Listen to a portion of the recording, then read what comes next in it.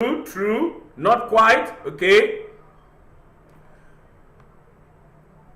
Not quite, true, okay. The answer is true. Pathways offer real-life solutions. Number 3, track is to the legacy program. For those who may not know what legacy program is, that is the old program of Toastmasters that we had before the Pathways was introduced. Track is to the legacy program. What dash is to Pathways? A, pace, B, channel, C, levels. What is your response, please? Level, yes, more responses, levels, okay, level. That is correct.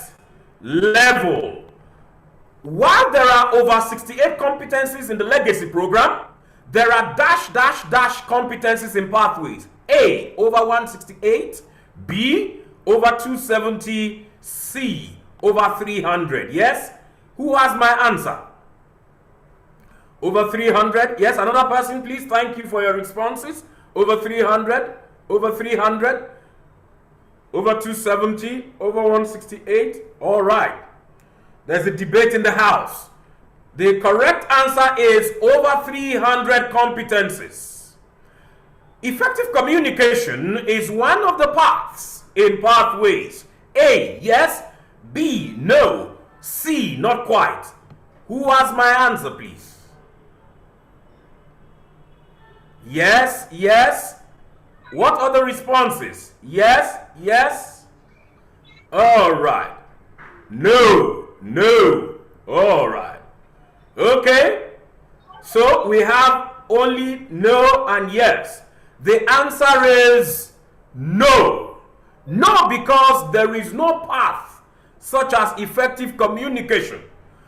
What we have that might have confused you, and this question was strategically coined that way to know what you know about Pathways, is effective coaching. Effective coaching path. There is no effective communication path. The high performance leadership program is not in the Pathways program. Not quite. True, false. What is your response? Who has my answer, please? Who has my answer, please? Okay, false, true. Do I sense that people are no longer responding because they are not getting the answers? The session has started. All right. True, false. Okay. This may not be a style you were expecting, right? You are part of this session. It's interactive. So the response is false because the high performance leadership program is in Pathways. It is in Pathways. As a matter of fact, for you to know, you will do the high performance leadership program twice for each of the 2 paths that you require to get your DTM in Pathways. The DTM means the Distinguished Toastmaster Award. So please take note of that. As against the legacy program, where we do high performance leadership only once, in Pathways you will do it for each path. What your car engine is to your car is what Basecamp is to Pathways. True, false, not quite. Who has my answer, please? Yes? I can see true. Yes. Does anybody have any other different opinion? Okay. Before starting Pathways, you will require a skills assessment test. A, if you like. B, true. C, false. Who has my answer, please? Please type in the chat window. All right. True. Yes. Somebody says if you like. It's a free world. Well, why not? True. Yes. Okay. The correct answer is true. You will need to carry out an assessment, a skills assessment test. Number 9, for each path, you don't need to begin with the icebreaker speech project. If you already did it in the previous path, A, not necessarily. B, true. C, false. Who has my answer, please? Type in the chat window, please. Please type the answer and not the letter. False, false, false, true, false. Thank you for your responses. The answer is false because you will need to begin with icebreaker. Why is that important? Why does icebreaker begin each part? We have received feedback over the years as a Pathways ambassador and guide myself in the course of my assignment for the district and also in the other district I belong. People have complained that why do I need to do the icebreaker twice in each path? The simple response are two. Number one is this: Toastmaster cannot guess whether that path you're doing is your second path, whether you've done it in your first path. So it is important, hence it is in each path. And mind you, in some other parts of the world, some people are not interested or bothered about the DTM award. They are just concerned about the paths. So they just go into the paths and look at what they want to learn. So please take note of that. Alternatively, another response is it wouldn't hurt you to do it again and again. I can assure you, the icebreaker speech I gave in May 2009 when I joined Toastmasters was not the icebreaker speech I gave on 1st of October 2017 or 18, I think, when I did my Pathways icebreaker. And 3 other icebreakers I've done. Having done in Pathways equips you with unconventional skills needed for the ever dynamic 21st century global business world. Not quite, false, true. Who has my answer, please? Yes? Who has the answer to that question? Each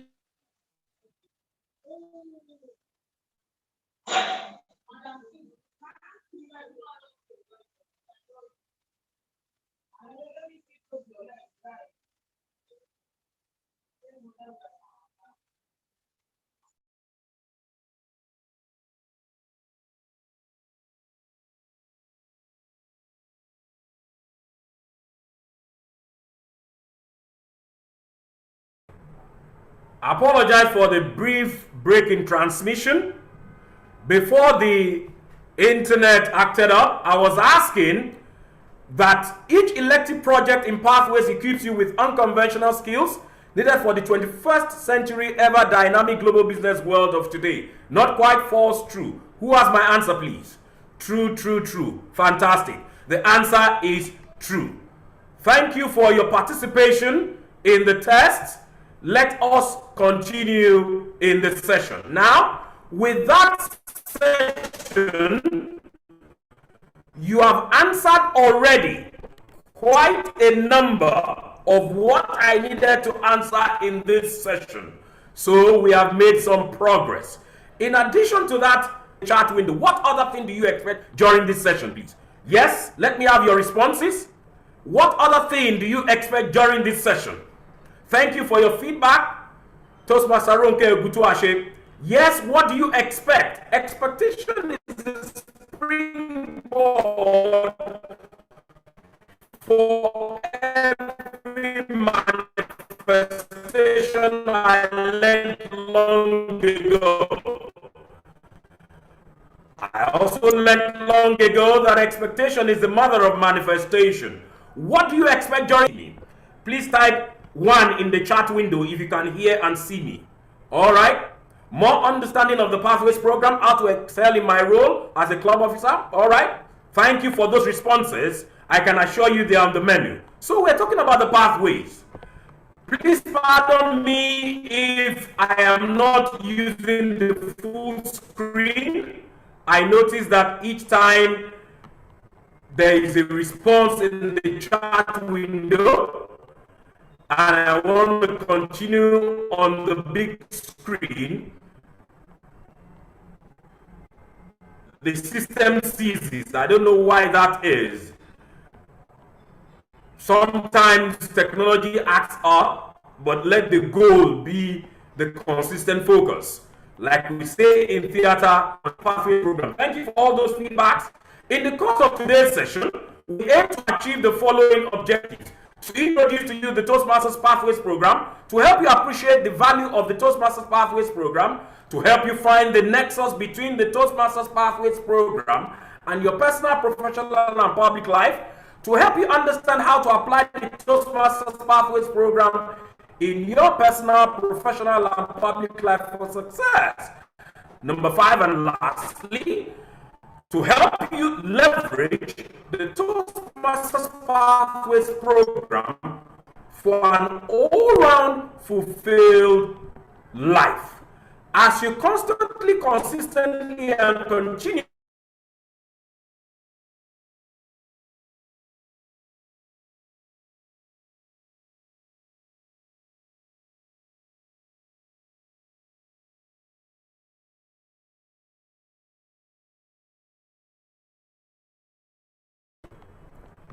please bear with me for another break in transmission, but let's keep our eyes on the ball. We can't be deterred by hitches in technology. We'll just keep going. I hope you can see my screen now. So I was saying earlier, before the break in transmission, that as you go ahead to apply constantly, consistently, and continuously the things that you will learn during this session, or you have already learned, you will be able to achieve the following. One, understand the Toastmasters program, as some people have expressed interest in. Set and achieve your Toastmasters Pathways goals. Leverage the Toastmasters Pathways program for your personal, professional, and public life. Lastly but not the least, live a more fulfilled life. Them have been touched because of the brain teaser, the history and the evolution of pathways. What is pathways? The paths that are inherent in pathways, how to choose a path, the levels and the project types, badges and awards, how to Toastmasters Pathways for your life's success. So, we are talking about pathways.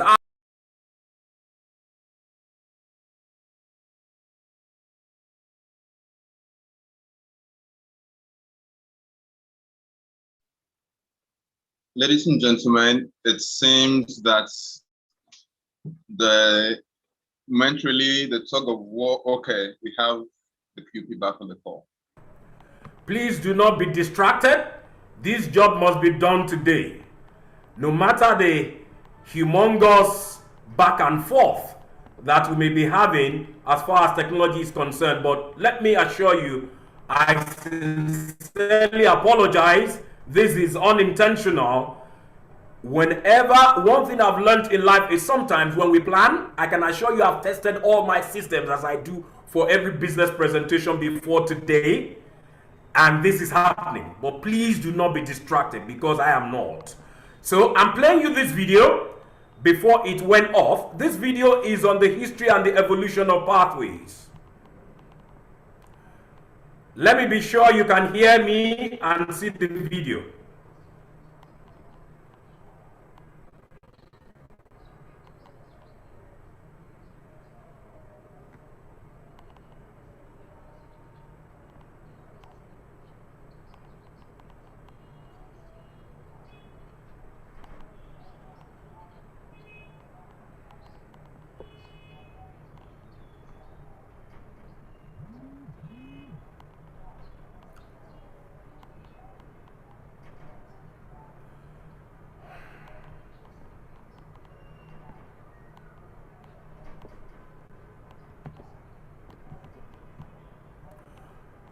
All right, thank you for that feedback.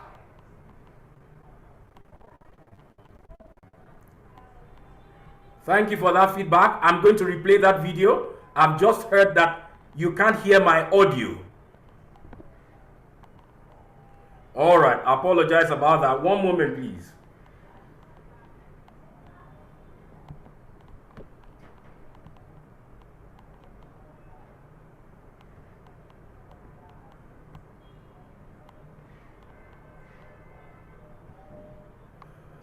I'm trying to share my audio with you now.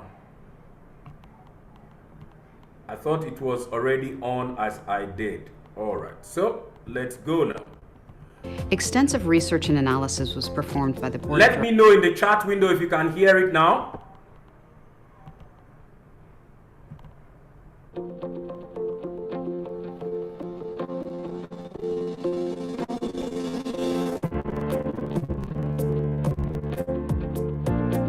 Hello, I'm Sally Newell Cohen, Chief Operating Officer of Toastmasters International. I'll be sharing the story of Toastmasters Pathways learning experience with you. Formerly known as the Revitalized Education Program, Pathways is an evolution in the Toastmasters experience. It's an exciting, flexible, and interactive way to build your skills and help others in your club grow theirs. The story of Pathways began in 2010 when the board of directors identified areas for the organization to grow. One opportunity was the chance to make the current education program more modern so that it would better reflect real-world communication scenarios and be more in line with the powerful leadership lessons that one learns by participating in a club. Extensive research and analysis was performed by the board of directors and world headquarters staff because we wanted to understand why so few members were progressing through the current education program and what they wanted that would make it a more meaningful experience for them. Now, what began as a simple modernization of content grew when we began to envision how great this program could be for you. The timeline was adjusted to incorporate the new developments that we discovered in our research. And thousands of members have provided feedback in this process along the way, whether it was by participating in a program pilot or serving as a learning master or chief ambassador. Now, the choice of which skills you develop through Pathways is completely up to you, because the new program offers 10 different learning paths to choose from. There are more than 300 unique competencies and more than 60 competencies in each path, and you can use them directly in the real world. You can participate in the program completely in printed materials, as we do today, or online, which is far more robust, and it's the preference of thousands of members that we talked to based on the research we conducted. If you'd like to learn more about Pathways, watch the rest of the videos in this series and join me for an in-depth look at why the program changed, how it was developed, and how you will benefit from the Toastmasters Pathways learning experience.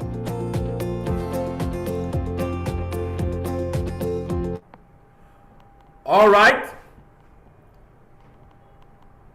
Please type in the chat window. Yes, I was coming to respond to that. Yes, I was coming to respond to that. As at the time, I'm responding to Toastmaster Esiel Gene Okerika. At the time this video was done about 5 years ago or more. As at that time, and I did explain earlier when I was responding to the number of paths available, if you heard me at the time, there were 10 paths when Toastmasters began. But as time went on, additional paths have been added. So at the time the video you saw now was made, there were only 10 paths. So please do not be confused about that. Thank you. Now, type for me in the chat window quickly, one word, what you learned in that video. It's an interactive session, remember? It's you and I doing this together. Type in the chat window for me quickly what you learned from that video. Questions, answer the questions such as, why did we move from the old program to the new program? Yes, I would answer your question later, Yemi Oyeleye, where you can get more videos. Yes, you learned that there are over 60 competencies in each path. Fantastic.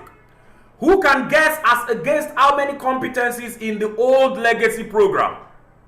Up-to-date new demands, yes, because less people were completing the programs. Yes, as a matter of fact, one of the things Toastmasters discovered as a forward-thinking organization is that less than 10% of the membership of Toastmasters globally were aspiring to the distinguished Toastmaster level.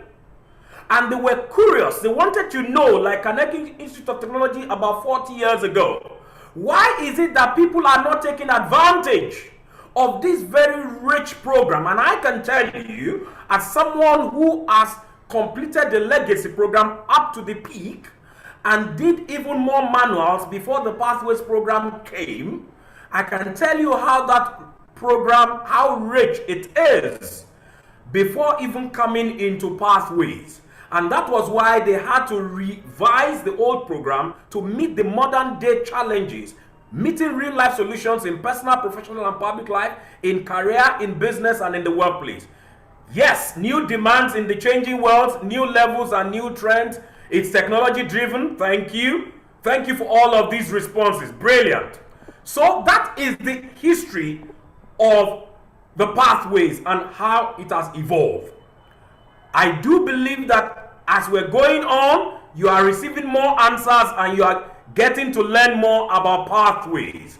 If at the end of my session, some things are not answered, I will take those questions before I round off. Of course, thank you for that response, Clarence Jumbo. There are over 300 unique competencies in Pathways. Thank you.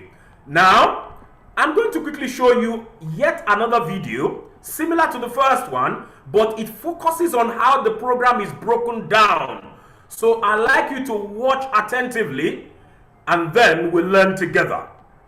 Thank you for your attention so far. So I'll switch up my video whilst I'm showing you that video so that if the video is taking part of the megabytes of the... Welcome to the Toastmasters Pathways learning experience, an exciting, flexible, and interactive way to develop your skills. Building on Ralph Smedley's original vision and Toastmasters' core competencies, Pathways upholds the club experience while offering new, revitalized educational content that helps you learn communication and leadership skills. The skills you will learn will give you a competitive advantage in the workplace and maximize your potential. Pathways allows you to leverage more than 300 competencies across more than 60 projects. These projects are divided into 11 specialized learning paths that allow you to tailor your experience to fit your goals and your pace. While all paths have the same level of difficulty and help to build public speaking skills and confidence, each path has its own unique focus. All 11 paths feature elective projects to choose from that allow you to further tailor your experience. All of this content is available online and is accessible from a computer, laptop, or tablet, allowing you to learn anytime, anywhere. Printed and accessible materials are also available. With Toastmasters members around the globe, we've also translated Pathways materials into a variety of languages, including French, Simplified Chinese, and Spanish. If you'd like to work online, Basecamp is the place where you'll find all of the materials for your learning experience, along with tools for your journey. On Basecamp, you'll be able to share feedback with fellow club members, view badges you've earned, access and save digital speech evaluations, and more. When you first begin Pathways, you can take an optional online assessment that will recommend the path that best aligns with your goals. Projects include a variety of interactive elements, including questionnaires, quizzes, menus, and expandable content. Educational videos model skills and provide demonstrations of the concepts you are learning. Pathways brings with it many new learning opportunities. It upholds your club experience while allowing you to tailor your education experience to fit your needs. And best of all, your first path is free with your membership. So what are you waiting for? Choose your learning path and you'll be well on the way to building a better you.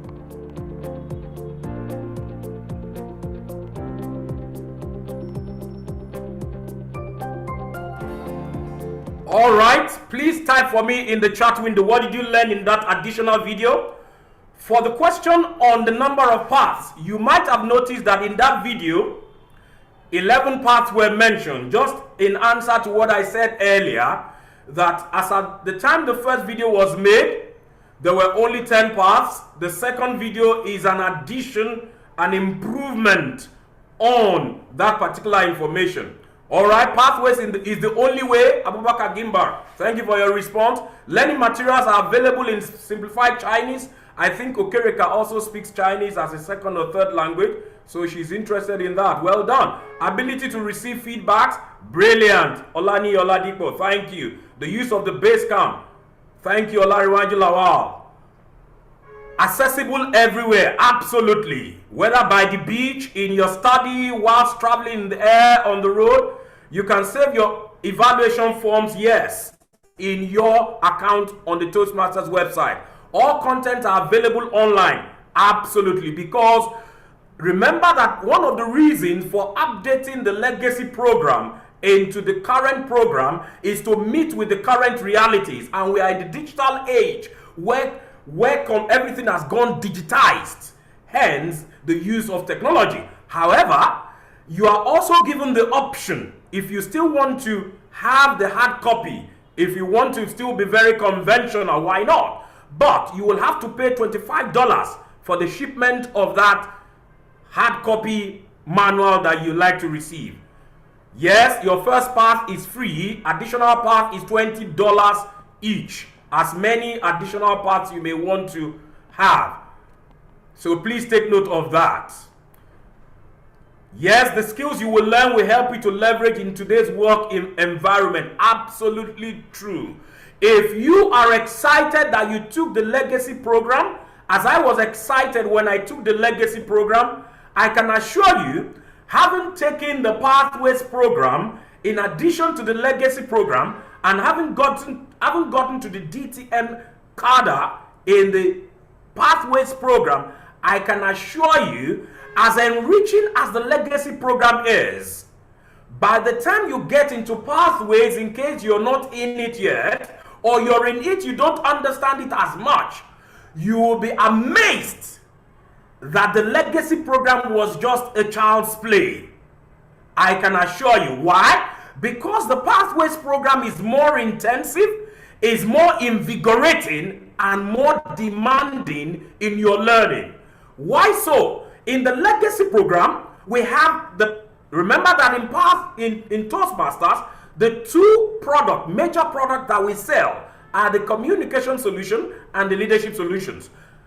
Whilst in the legacy program, you run your communication track all on its own, doing communication project all through those tracks, from the competent communication level to the advanced communicator bronze to the advanced communicator silver and the advanced communicator gold. And on the leadership track, you do your competent leadership level, the advanced leader bronze and the advanced leader silver level.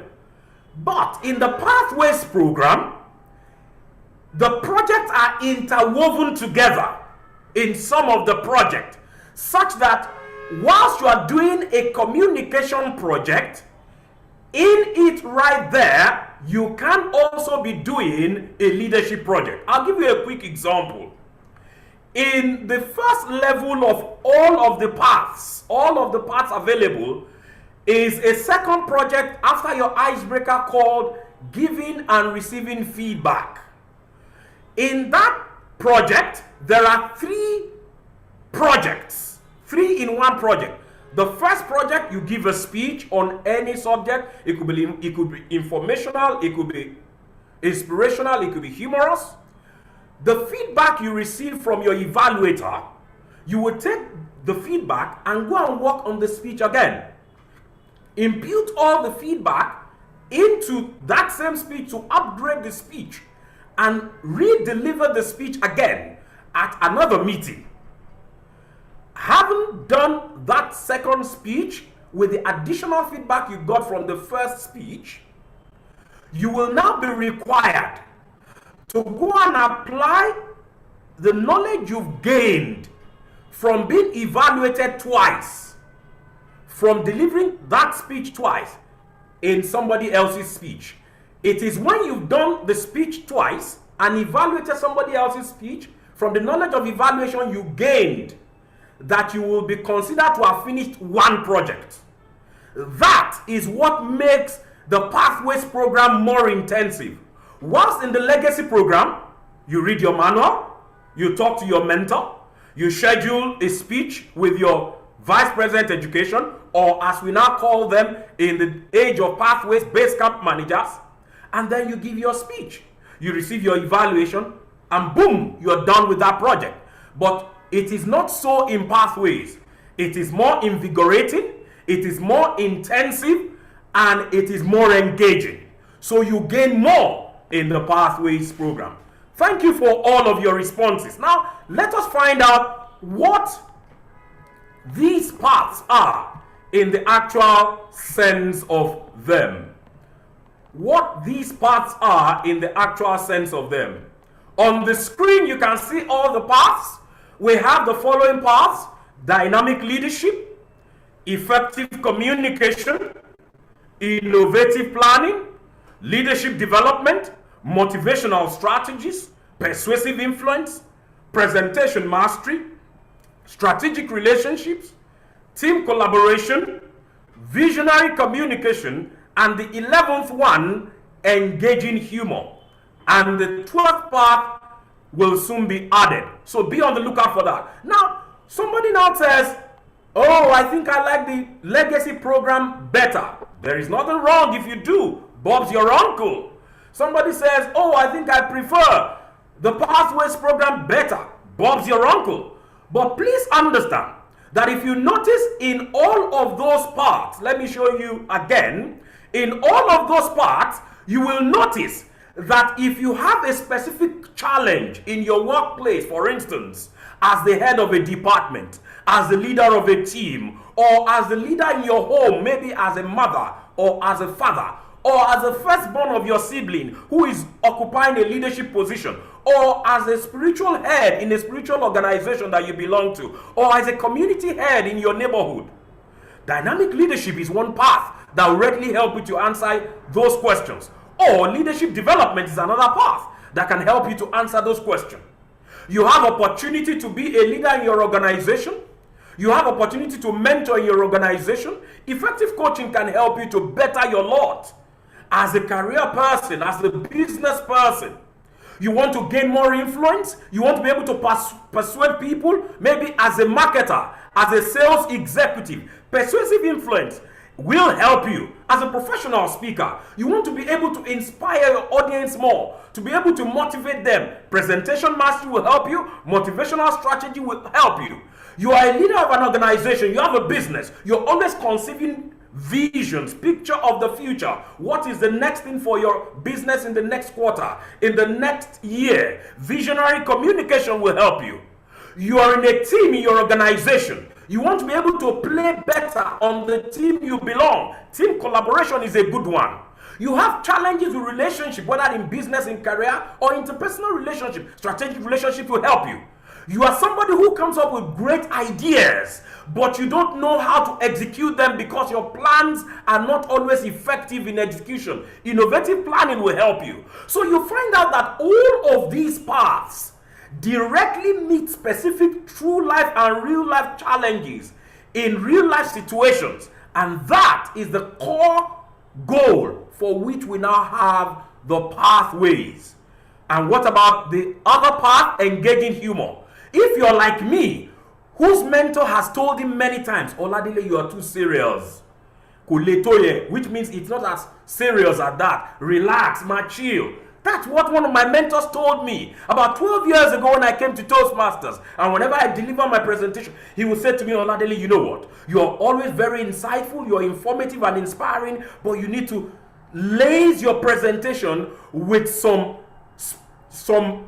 spray of humor. Why? Because it has also been discovered from survey that humor is that lubricant that helps you to sustain the attention of your audience when you have an engaging presentation. And so you have the engaging humor there, which I have had to take, by the way, because over the years, that is one area that I've discovered that I have a challenge. So ladies and gentlemen, whatever that concern of yours is, be rest assured that the Pathways program will help you to answer it. The question somebody wants to quickly ask me in the remaining time that I have left in this session is, how do I therefore choose a path? I have that catered for on the menu. I'm going to play you a video quickly, and then if you have additional questions, I will answer it. Please watch attentively. How do I choose a path? Hello everyone. Today I would like to show you how to choose One moment, please. Hello everyone. Today I would like to show you how to choose a pass in Pathways. If you are a new member, you will need to wait for email from Toastmasters International inviting you to join this website, toastmasters.org. After you log in, navigate to Pathways, take the assessment. On this page, you have two options. Take this program online, Basecamp, or only use printed materials. Most members will take online program. Then you would select Take Your Assessment. And now, program will ask you 10 to 15 questions, and based on your answers, a suitable pass will be recommended for you. Select Assessment Language, and at this point, click Start. Because I already took the assessment, I'll say Skip Assessment. Now, program recommends me 3 paths to take that I can choose from. I can go ahead and choose a specific path. Let's say you're not ready to choose a path, you want to see what other paths are available. You have an option to go under Pathways, Learn More, navigate to Paths and Projects, and now you can see all 10 paths currently available in Pathway program. If you double click a specific path, you will see what projects you will be required to complete at each level. There are 5 levels in each path, and here are the projects that you will need to complete. Level 1 and level 2 are identical in all 10 paths. The reason, because Toastmasters want you to learn some basic fundamentals. For example, how to structure a speech, how to provide evaluation, how to do research, etc. At level 3, you will start having projects that are more specific to your path. For example, in motivational strategy, at level 3, you'll require to complete a project called Understanding Emotional Intelligence. And then you will need to complete elective projects. You will require only complete 2 projects of this list. Once you decide which path you want to choose, you just go back to Pathways, and I'll just repeat my steps.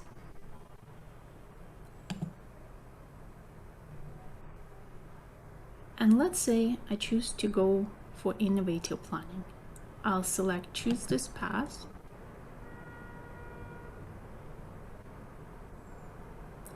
And now, program gives you 4 steps. You need to consent, provide shipping address, payment method, and review place order. Keep in mind that first pass is always free. I hope this video was helpful. Thank you for watching. All right. So, if you have any question on how to choose your path, before I review what is contained in each level and project, please let me have those questions quickly in the chat window. How to choose a path. If you have additional question that is not clear to you, in addition to that do-it-yourself video, please type in the chat window. Let me see. Whilst you are typing your question, let me further explain the levels. Now, it is believed, having shown you how to choose your path, you log into your account on the Toastmasters website. Ideally, the moment you register for Toastmasters as a member of the local club, you will be given a username and a password. You log into your account. Your complimentary path would have been uploaded into your account, and then you go to the home page.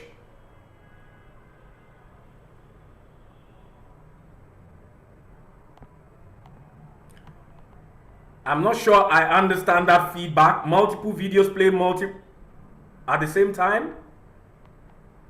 I'm not aware of that. Thank you for that feedback at ABC, but I'm not aware of that. Not from my end. I'm playing one video at a time. So let's move on. Once you join Toastmasters, you register, you have access to your account on the Toastmasters platform. You access your account and you go to the home page. You click on Pathways, and then you go to choose from Pathways you go to Basecamp, and then there you'll find the portal to choose your path. You'll be given certain number of questions to answer. Your responses naturally will be tailored as you answer them correctly towards your career interest, your business interest, your personal concerns, what brought you to Toastmasters. At the end of the day, the computer will give you, out of the 11 paths, 3 possible paths that will meet your need based on the answers you've given to those questions. And then you can choose 2 out of them. Once you choose those 2, then you can begin with whichever one. Now, having chosen those 2, look at the diagram on the screen that tells you how the levels are laid out. The first level is the mastering the fundamentals, the basics of every path. The second level is learning your style. The third level is increasing your knowledge on that particular path, whether it's effective coaching, visionary communication, persuasive influence, motivational strategy, dynamic leadership, strategic relationships, engaging humor, innovative planning. Whatever yours is helping you to increase knowledge when you get to part 3. Level 4, I beg your pardon. Level 4, you'll be building skills, new skills that you perhaps didn't have before. And level 5, you'll be demonstrating expertise. In level 1, under mastering fundamentals, you take your icebreaker. The project I mentioned to you earlier as an example, where you have to do a speech twice, receive the feedback from the first one, and go to apply to the second, and now go to evaluate somebody else's speech, is the second project. You may be able to see my cursor on the screen after your icebreaker, evaluation and feedback. And the third project there is researching and presenting. Once you complete that, at the bottom, you will click complete, and it will show you a form of how to click complete, mark complete on that page, such that your vice president education in your club will receive a notification. You may want to back up with an email if your vice president education does not check his or her mail regularly, so that they can help you to approve.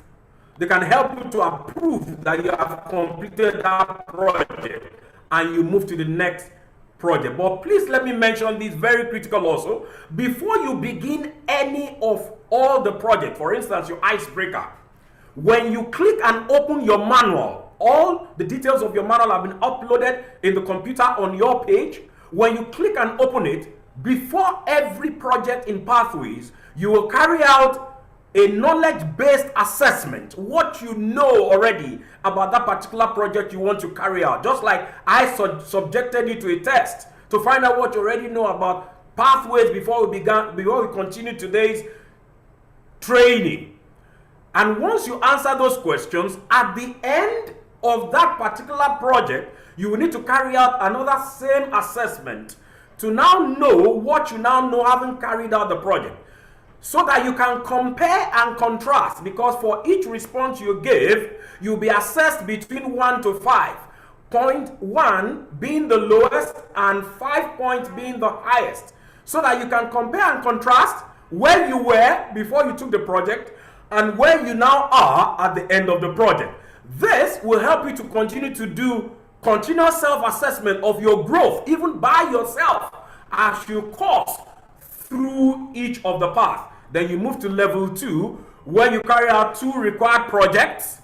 And here, in addition to the 2 required projects, you also do introduction to Toastmasters mentoring, which is required for every person who takes any path. until you get to level 3, just like in a regular higher institution, you now have core project and elective project. So in level 3, where you're increasing knowledge, 1 required project, then a minimum of 2 elective projects from about an array of 13 optional projects. For instance, modern day skills required, like writing a compelling blog, creating a podcast, creating a video log, facilitating an online meeting, or moderating a discussion segment, or handling a difficult audience. These are some of the electives that you will have to handle. And if you notice, if you look at your job deliverables at work, you will notice that these electives are some other skills that you may require at work. Level 4, you will now begin to build additional skills. You have 1 required project and an array of electives from which you also choose 1 of them. Sometimes it is at the level 4 that you do your high performance leadership project. And then when you get to level 5, you demonstrate expertise. 1 required project and additional project. Then at this point, you do what is called reflecting on your path, meaning that you do a summary of all you've learned from level 1 to level 2 to level 3 to level 4 to level 5 of that particular path, having completed the path. It is when you have done this that you can be said to have gained proficiency on that path, whether it's effective communication, effective coaching, I mean to say, strategic relationship, innovative planning, team collaboration, visionary communication, or whichever path it is you're working on. And then you move to the second path and you do the same for whatever second path you want to achieve. When you get to level 5 or at least level 4 in the second path, having completed the first path, you can then request through your vice president education from Toastmasters Education for the DTM program, which will be uploaded into your account after they must have looked at your progress so far and know whether you're qualified at that stage to receive or to begin your DTM program. Talking about the badges and the awards, for every achievement you have in your account, you receive these badges you can see on the screen. If you complete level 1, I should also mention that for every level you complete, you receive a certificate of completion from Toastmasters for each level. And when you complete the path, like I said earlier, or as I said earlier, I beg your pardon, you receive certificate of proficiency. Now, when you introduce yourself, my name is Abubakar Gimber. I have masters in electronic engineering with proficiency in effective communication from Toastmasters International. How does that sound to you? My name is John Abdullahi. You have masters in mass communication with proficiency in innovative planning. When you present that as a resume where you want to get a job, or you're changing job, or you're getting promotion within your organization, it is more relatable to your employer than what we used to have before, which of course helps us to grow, but may not relate to the real challenges of the world. When you introduce yourself, I am Abubakar Gimber. I have masters in electronic engineering, and I'm an advanced communicator bronze award recipient from Toastmasters International. You will need to do some explaining before they understand, compared to what it is when it is in pathways. The question therefore is, ladies and gentlemen, having said all of the aforesaid, how do you earn the DTM in pathways? You are required to do 2 compulsory paths. You complete 2 learning paths. You serve as an officer of a club for 12 months. 5 minutes to go. 5 minutes to go. You serve, thank you. You serve as an officer of the club for 12 months in a district-sponsored club officers training program, like we're having today. You serve in a 1-year complete term as a district officer, whether as an area director, as a division director, and also you serve successfully as a club coach or mentor. You also need to serve successfully as a club sponsor or conduct a speechcraft or youth leadership program. And lastly, you complete a DTM project. When you complete all of these, then you have the honor of joining what could be described by some as the elite group of the distinguished Toastmasters. And I can assure you, I am honored and privileged to have been a distinguished Toastmaster in the Legacy program, and of course, a distinguished Toastmaster in the Pathways program.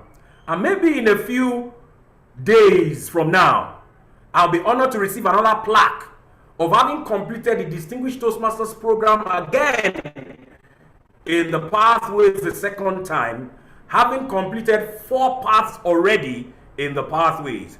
So people ask, why do you keep going on? What are you looking for? Ladies and gentlemen, learning is not a destination. It is a journey.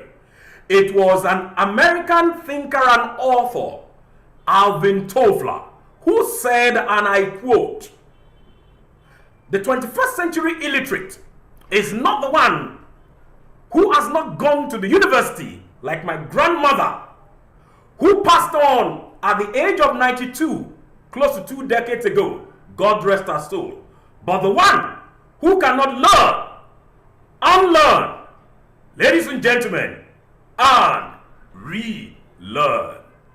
It is my inspiring and committed goal to complete all the paths, because in my professional life, I sell information.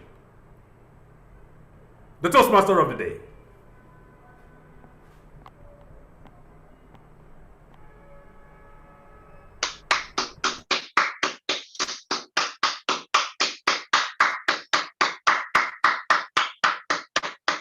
Wow. Wow.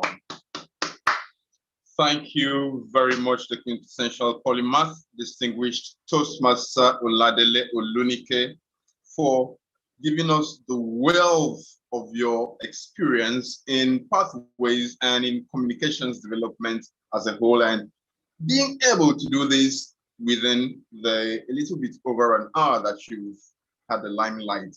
We have been totally educated and informed by your presentation. Thank you very much for sparing your time this Saturday morning to train us and share information that will help us be better leaders. We appreciate you. Division F appreciates you. Division K appreciates you. Division L appreciates you. We are all very, very much grateful. Learning is not a destination.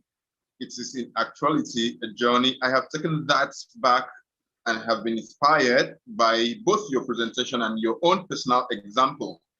In the course of this session, I learned a couple of new things about pathways, and I don't think I'm the only one that learned a few things.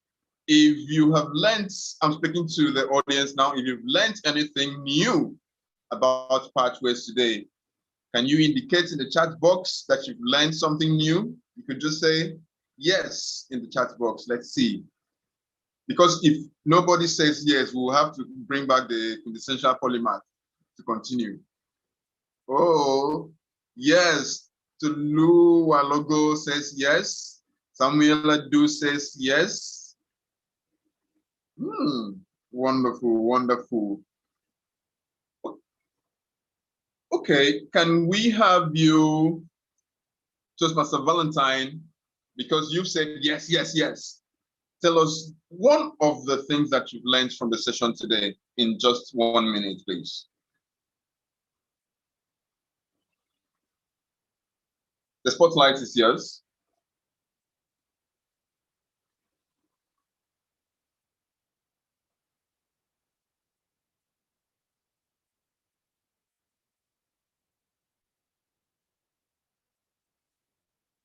Toastmaster Valentine Opala, are you there?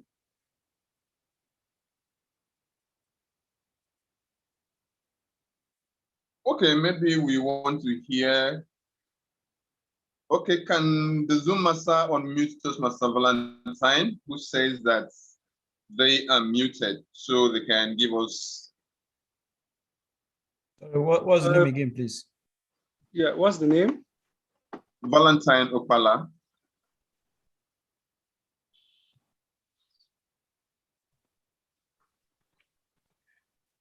Thank you, Toastmaster Wale. And thanks to everyone. This is actually my first time here. I'm the SAA for the PEC-10 Toastmasters. And this is the first time I'm joining this kind of training. So I'm actually a rookie, some people will call it. And I learned quite a lot around the level, the pathways. Before now, I've tried to struggle around the headings and trying to get grounded on some of the wordings. Actually got my inspiration into this Toastmasters. I was a Rotary Club president from Rotary Club of District 9141. So more like it connects well to my brain when I had Toastmasters. So I actually joined this because of a lot of things I've heard about Toastmasters. And of course, I really wanted to pick up a lot of things. So the last 1 hour was quite educative, very, very, very explanatory, and it opened my eyes to so many things I took for granted. I haven't really done so much work, and it exposed to me that I really needed to do much more than what I'm doing currently. It made me to realize that I practically know nothing. Let me put it that way, know nothing about the PEC-10 and the Toastmasters. So I'm just being vulnerable here, and I thank you for this opportunity, and I'm giving a commitment that I'm going to put in much more into Toastmasters than I was before now. Thank you very much. Wow. Thank you very much, Toastmaster Valentine Okpala, for being so honest in your comments. You see, he's gone ahead to share several things that he's learned. But you see, the mark of the astute facilitator is that they share information alongside inspiration. And if you listen to the previous speaker, you will know that we were both informed and inspired. Any other person learned anything new from that session on pathways? Anyone? Okay. Okay, at this point, pathways, as has been expounded for us, has shown us the things, how to use the pathways to better ourselves as individual members of Toastmasters International and our clubs. But then, a group of us make up clubs. So aside from bettering ourselves, we also need to better our clubs. And that will be the theme or subject of the next session that we'll have. But we are not going to have it immediately. We are going to go ahead and have a break. But before the break, I'd like to remind everyone of the attendance guidelines for this club officers training. The link for the attendance will be shared on the screen and via the chat box. And everyone here is expected to follow the link and fill in the attendance on that form. The link will be on for about 20 minutes to enable everyone to fill in their attendance. And periodic checks will also be made to ensure that participants are also physically available on the call and logged into the call. Remember that all clubs need to have at least 5 confirmed club officers registered to be able to earn the distinguished club points that attending this club officers training gives to clubs. So now, for those who are yet to have breakfast, those who might need a comfort break to stretch their legs or anything, we are going to go on a 10-minute break to facilitate that. But before we do, I'd like the timer to inform us on exactly when we will return. Okay, thank you very much. Yes, please. Thank you very much, TMQB. Yeah, we have just 5 minutes for the break because we already expended 5 minutes, 6 minutes actually, from the last session. So we're supposed to go for the break since 11:30 to 11:40. As it stands now, we have just 4 minutes to go for the break. If you will allow me, we should go for the break now and then return 11:40. If not, we could still spend our full 10 minutes. Thanks. Okay. If we are going on break for 5 minutes. That means that we will be back at 11:42. So, ladies and gentlemen, please, you can turn off your videos and take that much needed but short break. 5 minutes. See you soon.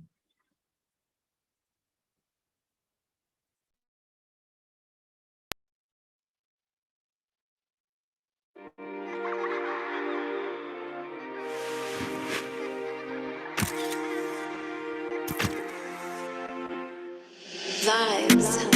But you knew that.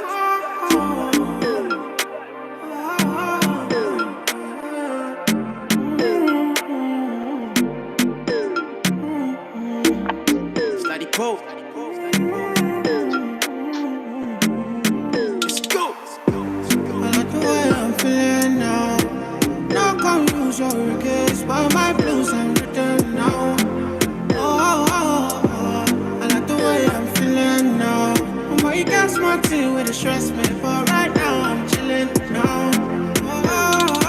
Way out my feelings and nothing can stress me. The way I run the game, I'm feeling like referee. No, like Moses parting the Red Sea, like a chauffeur, me in the back of the Bentley. So I step out, all white, can't stain. What you want? Rosé, champagne? I got that. Big bag, back pain. Taking the piss, the only time I can't aim. So we toasted a good life, living every minute to the full, cause I could die. Pull up at the spot, open doors, and it's suicide. Chilling rent free, where the check, please? Couple hundred G's on a good night. I like the way I'm feeling now. No confusion, case, but my blues I'm written now. I like the way I'm feeling now. You got smart with the stress, man, but right now I'm chilling now. I like the way I'm feeling now. No confusion, case, but my blues I'm written now. No, I like the way I'm feeling now. You got smart with the stress, man, but right now I'm chilling now. Yeah. All I wanna do is jive. 220 on the highway. I'm about the energy. Baby, if it's good, send it my way. If it's bad, keep it private. All these haters so vexed, I'm the best alive. You don't want to test the guy. You been sleeping on yourselves, you test it fly. Throw myself a party, then act surprised. Be the highest in the room when the guests arrive. Yeah, ain't nobody realer. Touchdown, got a couple G's for the dealer. Gang signs out the window, my killer. Life getting sweeter, no use water, dilute my Ribena. So we toast to the good life. Every minute to the full, cause we could die. Pull up open doors and it's suicide. Yeah, 16 bad, whoop, and they all by the poolside. I like the way I'm feeling now. No confusion, case, but my blues I'm written now. I like the way I'm feeling now. You got smart with the stress, man, but right now I'm chilling now. I like the way I'm feeling now. No confusion, case, but my blues I'm written now. No, I like the way I'm feeling now. You got smart with the stress, man, but right now I'm chilling now. That boys, enough.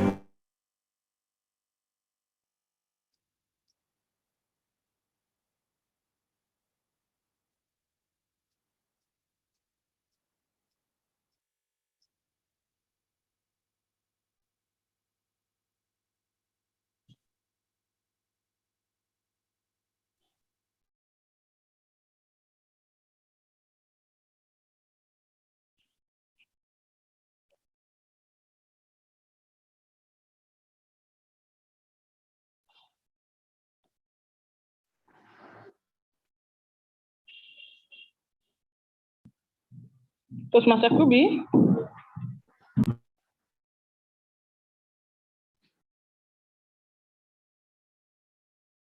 Are we back?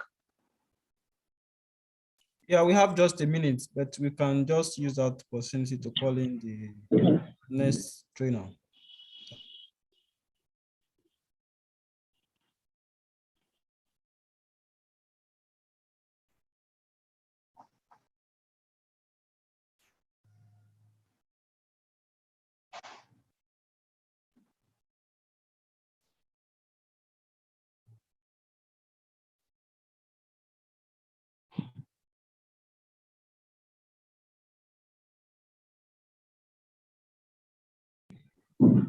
Toastmaster Kubi, please invite our second facilitator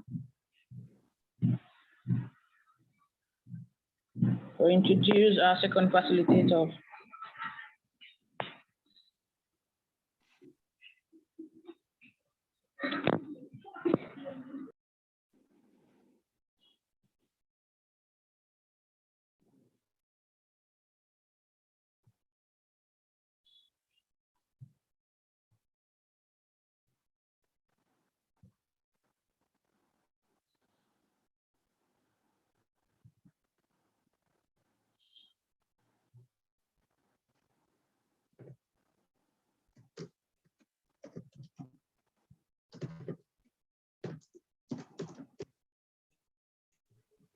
Toastmaster Kubi.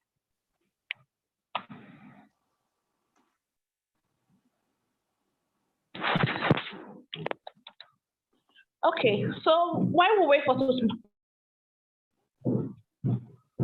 take control. If you're back from your break, please use the chat box to say, I'm back.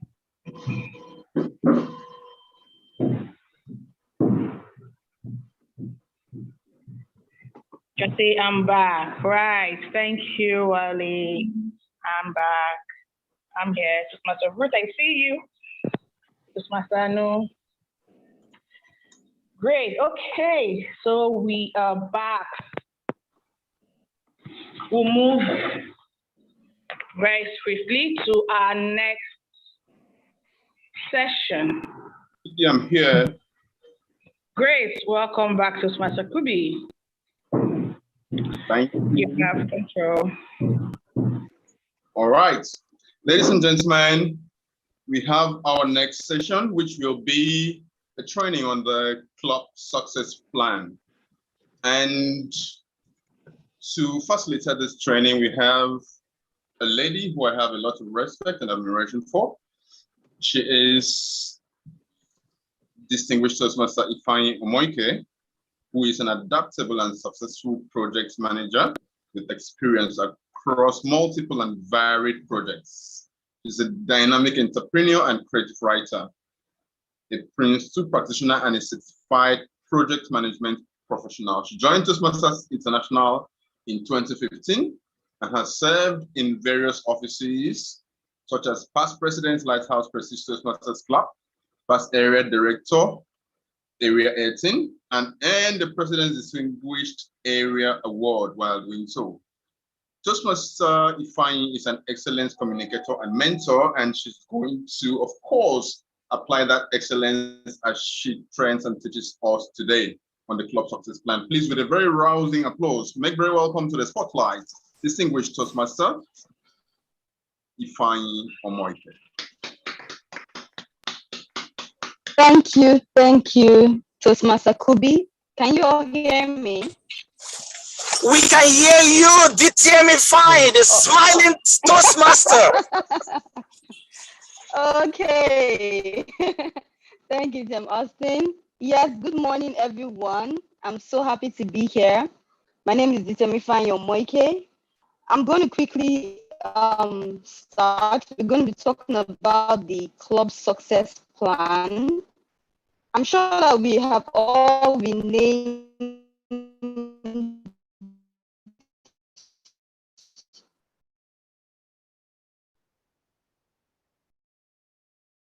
okay, this is not what I'm supposed to. Yeah. I'm sure that we've all been named ourselves in the chat, so at least I can see the people.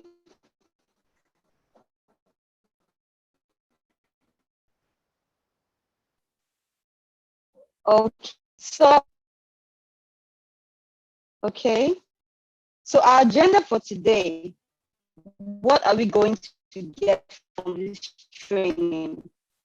The first thing we're going to get is we're going to know the advantages and all going to assess and revise a document, an actual club success plan. We're going to do that. We're going to look at an actual real life club success plan. And the last thing we're going to do is we're going to look at 2 scenarios, and we're going to develop club success plans from those scenarios. So this is going to be very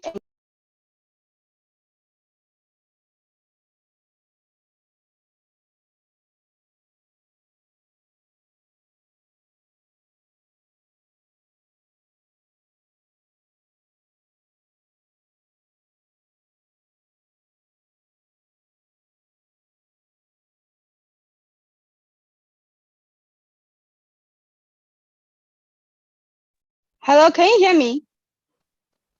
We can hear you now. Hello? Okay, Yeah, yeah, we my can hear network you now, went but off we lost for you for a my while. network went off for a bit. If it goes off, then I'll change Okay. another network.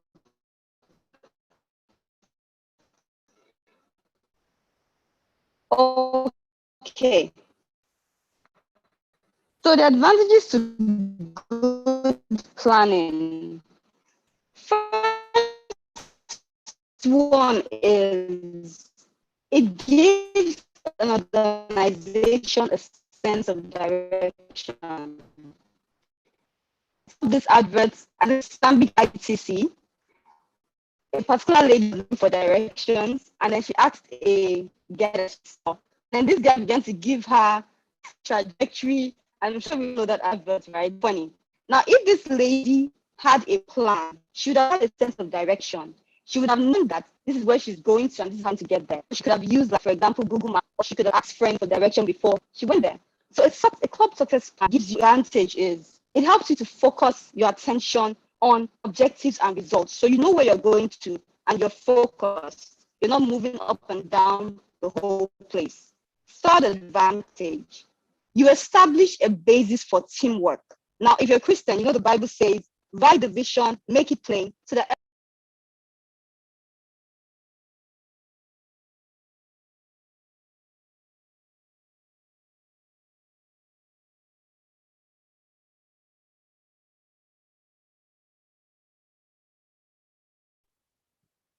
Ladies and gentlemen, please let's be patient for a few moments. I suspect that Toastmaster Ifeanyi Omoike might be trying to switch her data service to the better one since she has multiple services connections that she's depending on.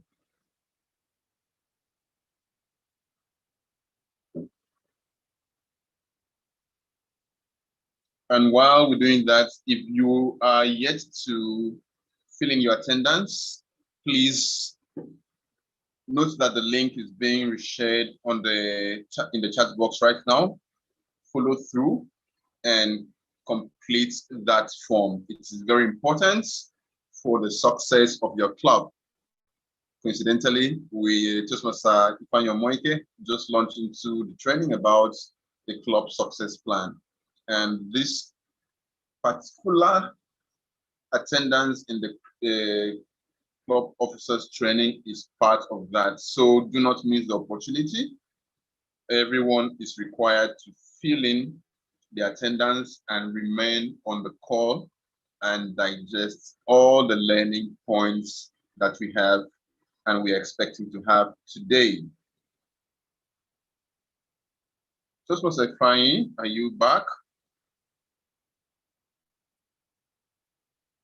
I think Toastmaster Ifeanyi may have just joined.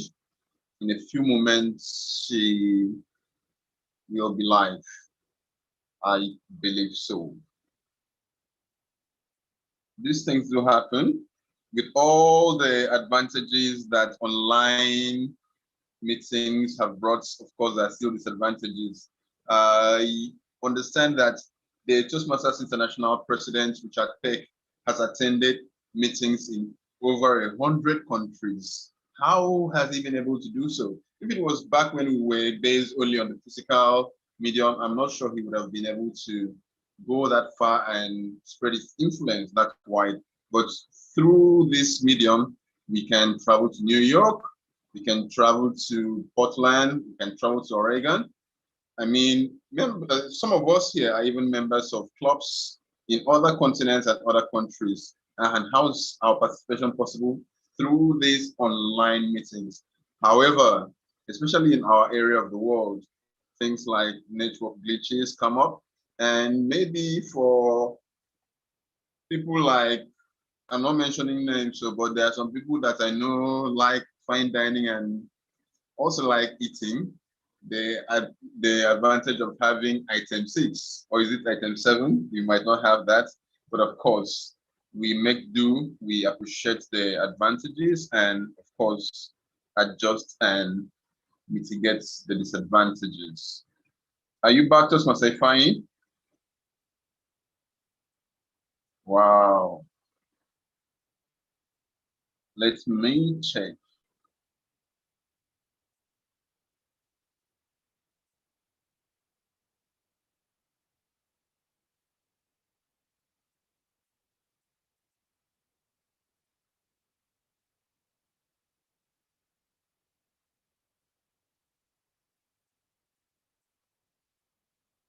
I can see Toastmaster Ifeanyi struggling to join. I think she left again. This is still the fault of this thing called bad or poor connection, data connection. But while we wait, there is something that we have noticed, brought to my notice by the Zoom master. I know some of us joined the call, not through the link that was sent to our emails. Zoom master, please, can you unmute Toastmaster Ifeanyi Omoike? But rather joined via a link that was shared by another club member or another club officer. That's where you find out that your name might not be your name. You might be bearing another person's name. So please cross-check and rename yourself adequately if you've not done so. And as Providence would have it, we have Toastmaster Omoike, the distinguished Toastmaster Omoike, back with us. So I'll relinquish the lectern to her once again. Welcome back to the distinguished Toastmaster Omoike. You may go on. Thank you. Thank you so much, Toastmaster Kubi. My apologies, everyone, for the network issues. I have switched my network. This one will be better. Okay, so I was talking about the advantages of good planning. And the first one I said, it gives you a sense of direction. And I used the Stanbic IBTC advert as an example. The second one was it allows you to focus at your attention on objectives and results. The third one is it establishes a basis for teamwork. Now, I'm sure that we know, if you're a Christian, you know that the Bible says, write the vision, make it plain, that anyone who reads it will run with it. So when you have a plan, you're able to get your team to work together because they have something to work with. Now, a plan also helps you to anticipate problems and cope with change. In project management, we call this risk management. So take, for example, you are the bride and you have a wedding, you're going to be at the wedding. And let's say in Lagos, we have traffic issues. And you know that with traffic issues, you might get stuck. You stay in Festac, your reception is in Ikeja, and you know you need to get to Ikeja. Now, what would you do? You would either, if you have the money, get a jet, or maybe you can even get an Okada to take you there just in case you get stuck in traffic. So that's what a plan does. It helps you to anticipate problems and cope with change. Now, another thing that a plan helps you to do is it helps you to provide guidelines for decision making.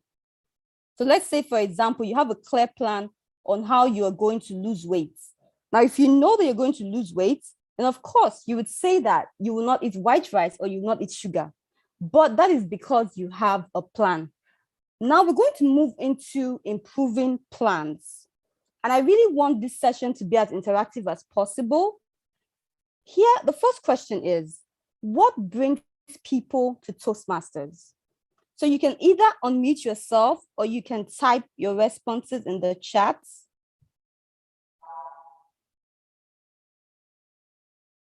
Okay. So in your opinion, what brings people to Toastmasters? Thank you. Self-development, fantastic. Thank you, Tim Nameti. Public speaking, wow. Thank you, Tim Deji. Okay, so who else is going to answer me? What brings people to Toastmasters? Networking. Yes, I love that one. I've made so many friends in Toastmasters. Communication skills, become better speakers and leaders. Learn how the TM Chidi said, learn how to toast. Okay, leadership skills.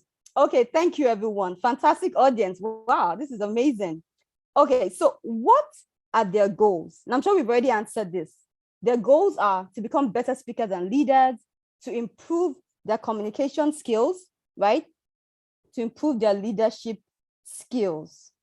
Now we're going to move to, I love this part.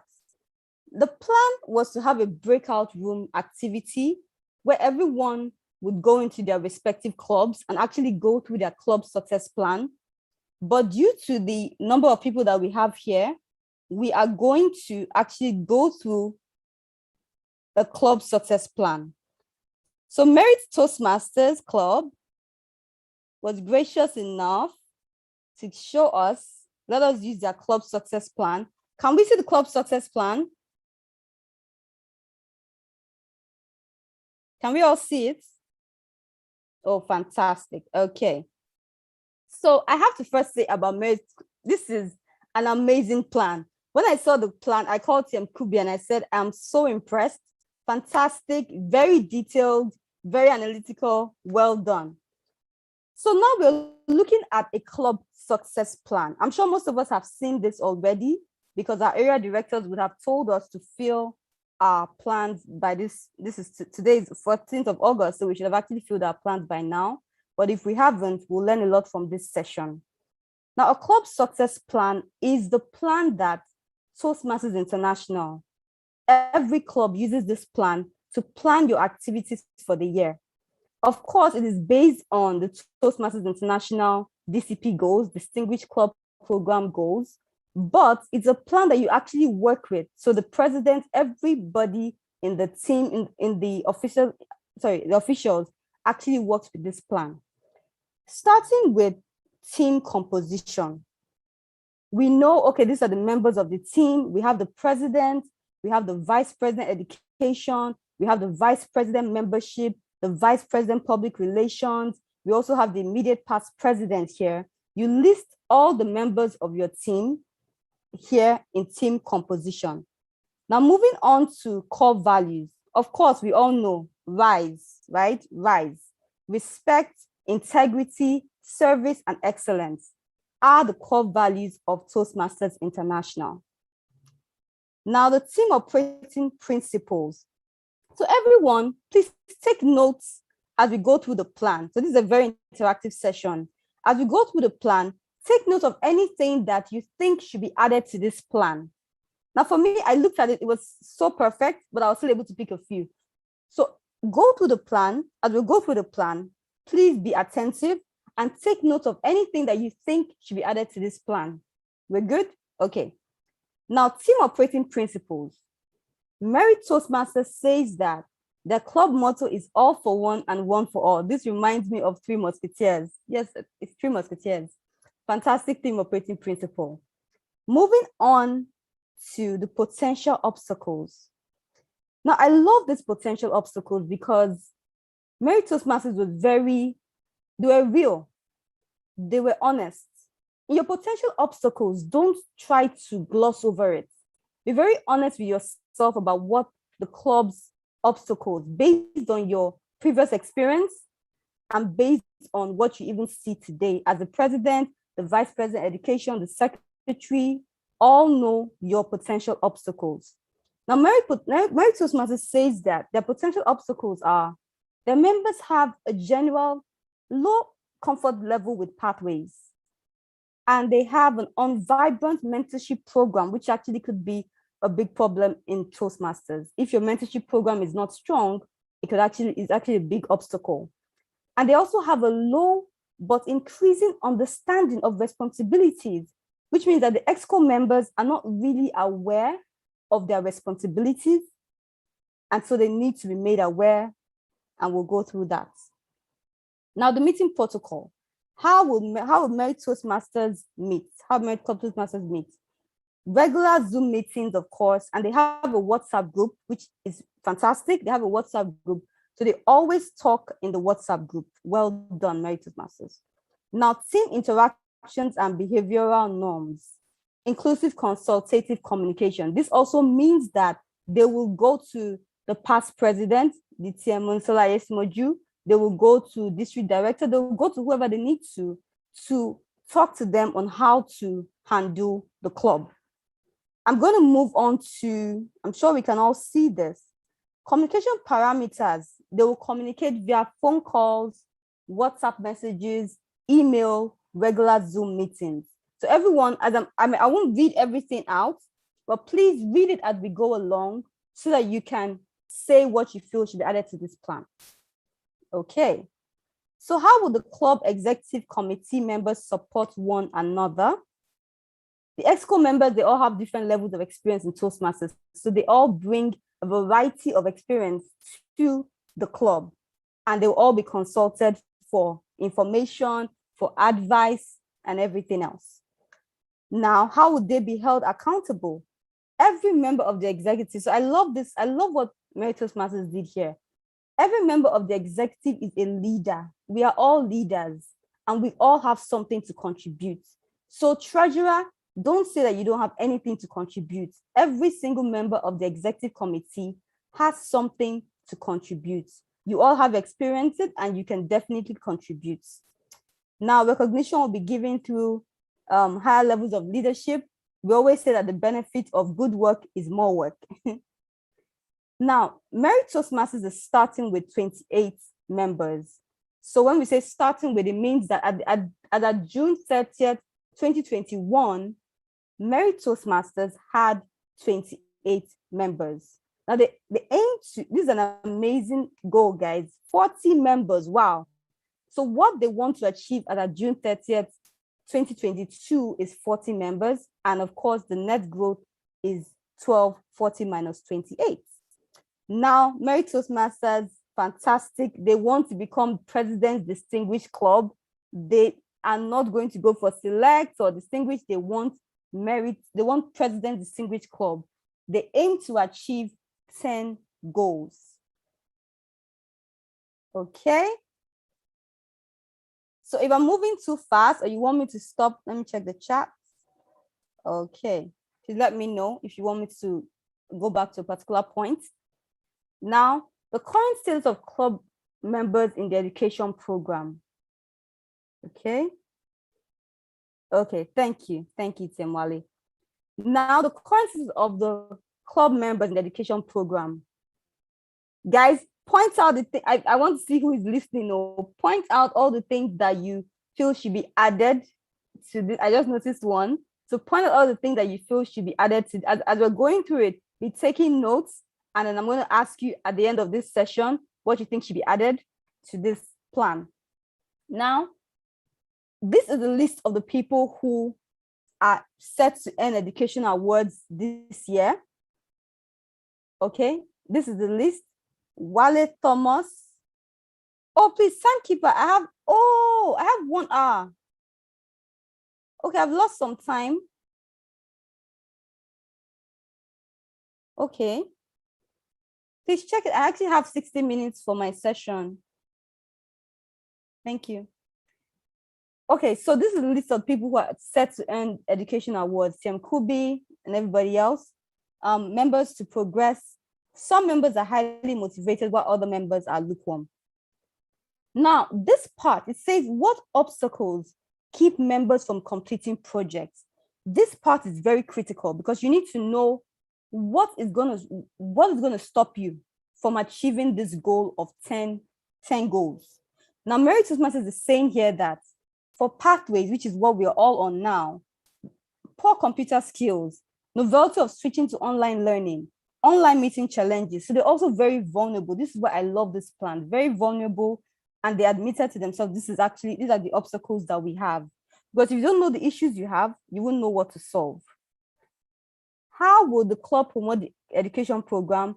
They will help guide them individually via their mentors, and they'll also take further steps to organize more pathways training programs. Education action plan. What is Merry Toastmasters going to do to achieve these 10 goals? example will be set by EXCO members. That means the EXCO members are going to give their speeches, they're going to play leadership roles, they're going to lead by example. And of course, there'll also be pathways training programs. The team Oladile has already taken us on the pathways training, but I'm sure that each club will still educate their club members more on pathways training. Now, we also have active mentoring. So an active mentoring program, you have mentors who are committed, dedicated to their mentees to make sure that they succeed, EXCO members and members. Now, the Vice President Education, of course, is responsible to make sure that this plan works and the club meets the education goals. I'm just quickly going to run through because I want us to really get to the scenarios where we now begin to tackle plans. This is all for the education plan. These are the things that Mary Toastmasters is going to do to achieve the education plans. Now, moving on to membership goals. Mary Toastmasters always meets her membership goals. Fantastic. On the average, 10 to 15 members join the club each year. Now, current obstacles. Of course, in Nigeria, we know that the dollar rate is an issue. So Mary Toastmasters is saying that the club membership dues and even meeting it, even with the dollar rate issue, is an obstacle, of course. It's an obstacle for everybody in Nigeria, really. And club meeting quality. Okay, so now membership action plan. What is Mary Toastmasters going to do to achieve this goal? They're going to bring guests to meetings. They're going to do awareness. They're going to make sure that members actually bring guests to meetings, and they're even going to recognize people that bring guests to meetings with prizes. Fantastic. They're also going to use the moment of truth. I love moments of truth. Everyone, please make sure that you actually have this training in your club. Moment of truth is a training that helps you as a club to analyze where you are. So this is something that you should plan to do in your club, or area directors, you can plan to do it for the clubs under you. Moments of truth. So a club is able to analyze where they are and how they can move forward. So Mary Toastmasters Fantastic has already said that they're going to use moment of truth. They will have a club website, and they'll also use social media to promote, and they will get educational videos. Guys, I hope you're taking notes of what Mary Toastmasters can do, what else they can do to meet their goals. Okay, they're also going to have social events. Well done, Mary Toastmasters. They're going to have social events take place on weekends, open house events, things like that. They're going to have all this to be able to achieve their goals. Well done. Okay, so that is membership. For training, I'm sure they're all here. So they've already achieved this. They've achieved the one part, and they're also going to achieve the second part next year, which is the second training, club officers training. The club president, of course, will make sure that all the club officers attend. And then we also have, this is the training. And then the last part is to make sure that the club officers list is submitted on time. And you have a minimum of 8 members at the end of, so you have a minimum of 8 members in September. So at the end of September, you should have had 8 members pay. So is it a renewal or no? Wait, you either have to have renewal or new members, but you have to have a minimum of 5 members that have renewed, and you have to have at least 3 members that have become new or they're dual members. I want to quickly run through this. We're actually done with this because I want us to go into the scenarios. So everyone, now over to you. I'm going to stop sharing now. What do you think should have been added to this plan? Thank you, Tim Wale. Thank you so much. What do you think should have been added to this plan? Let's go. In the chat, let me know, what do you think should have been added to this plan?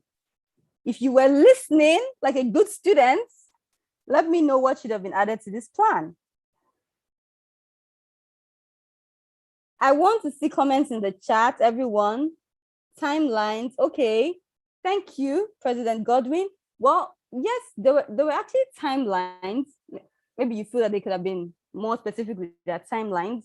but they were actually timeline. They said, okay, they're going to start at the beginning of the year and they're going to finish by this time. But thank you so much. Timeline should be added.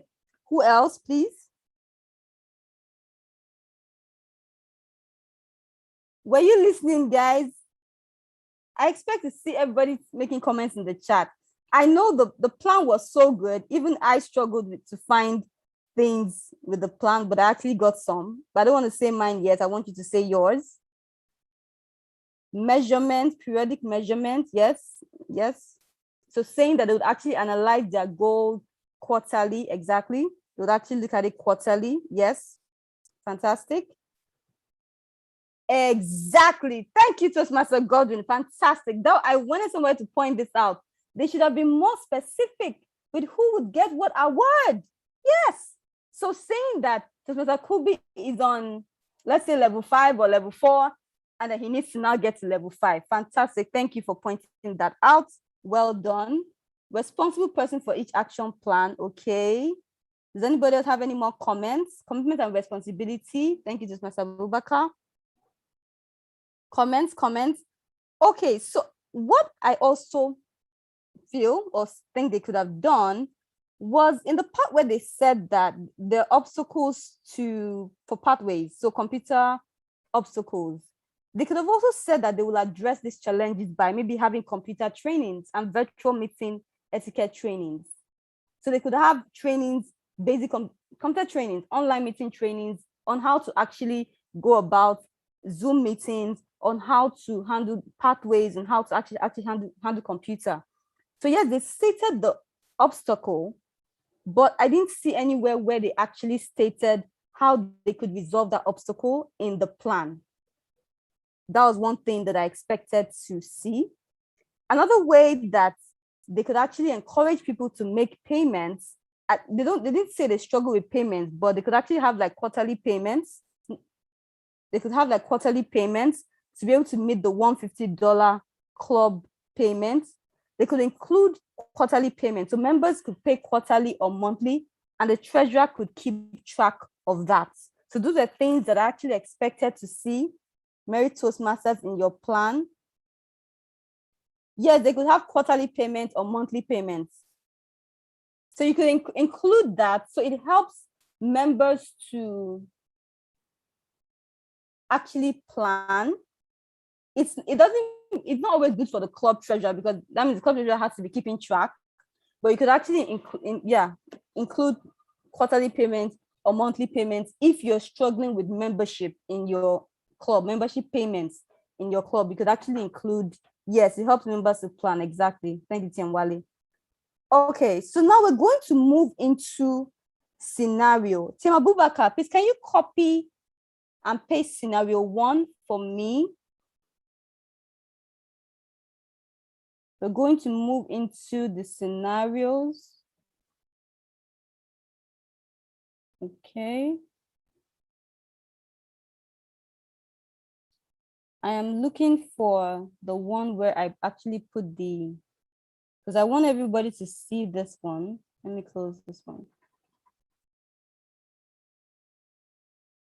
So I'm going to share, okay, so Tim Abubakar has shared the scenario. We're going to look at 2 scenarios. Please, timekeeper, please let me know how much more time I have. We're going to look through 2 scenarios. How much more time do I have, please? Okay, 25 minutes. Okay, thank you. Now, the first scenario we're going to look at is this club, scenario 1. This club is looking to grow 10% beyond the requirements. Tim Abubakar has pasted it in the chat, so everyone should read it, because we're now going to answer the questions below together. This is the situation with this club. Let's say it is Trading Club. Let's just give it a name. Trading Club is having these issues. They're having these issues. Our club is looking to grow 10% beyond the requirements. We struggle with converting leads to members. Our club struggles with getting guest information and following up with information. This is what Trading Club is struggling with. This is the current dashboard. They have 2 new members that have been added. So of course we can see here that the major issue here with Trading Club is membership, not education, but membership. How are we going to address this? Let's move on to the club's current obstacles. Can we state the club current obstacles in the chat, please? Look at the everyone, please let's participate. What are the club's current obstacles from what we've seen in the scenario? Okay, I'm waiting. The club's aggressive feedback, thank you. Aggressive feedback, yes. Sometimes aggressive feedback might not be an issue, but if it's too much, it could actually turn the guest off. Yes, aggressive feedback.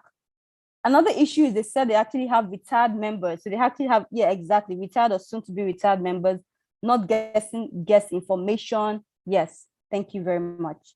Now moving on to the solution.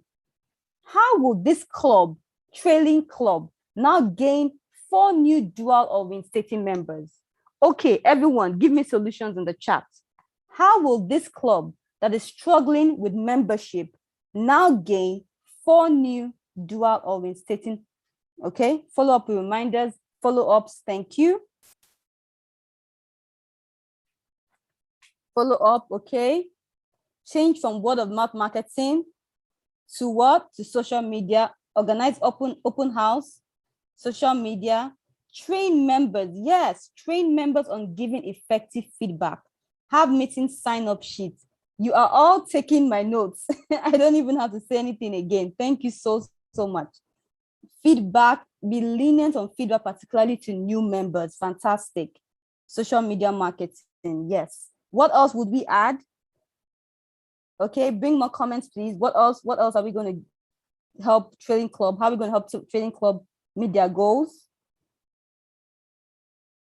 We have appeal to current members to bring new members. Fantastic.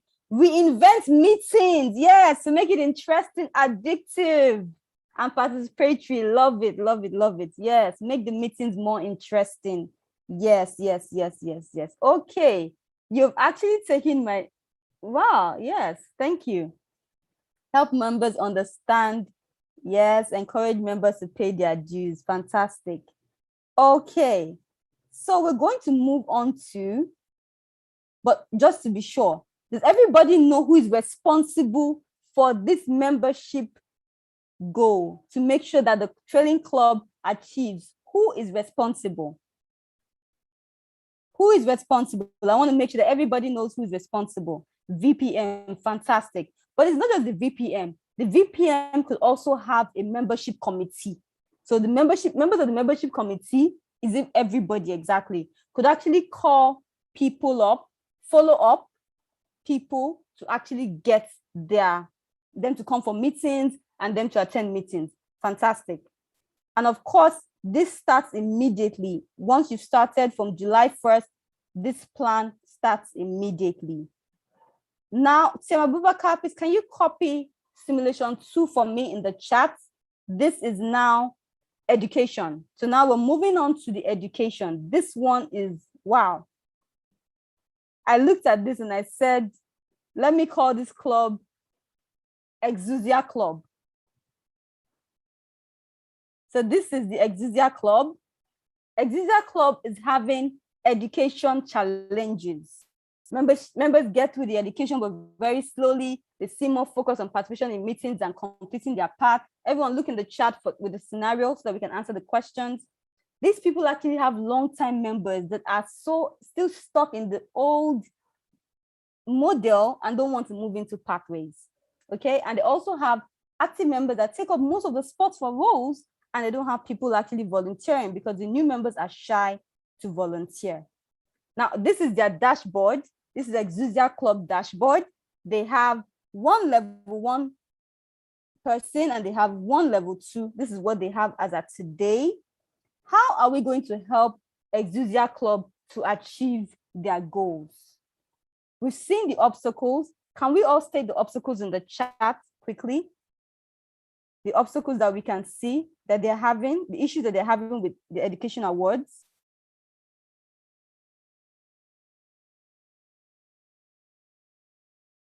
Okay, everyone, bring comments, bring comments. What are the obstacles that Exousia Club is having in achieving the education awards?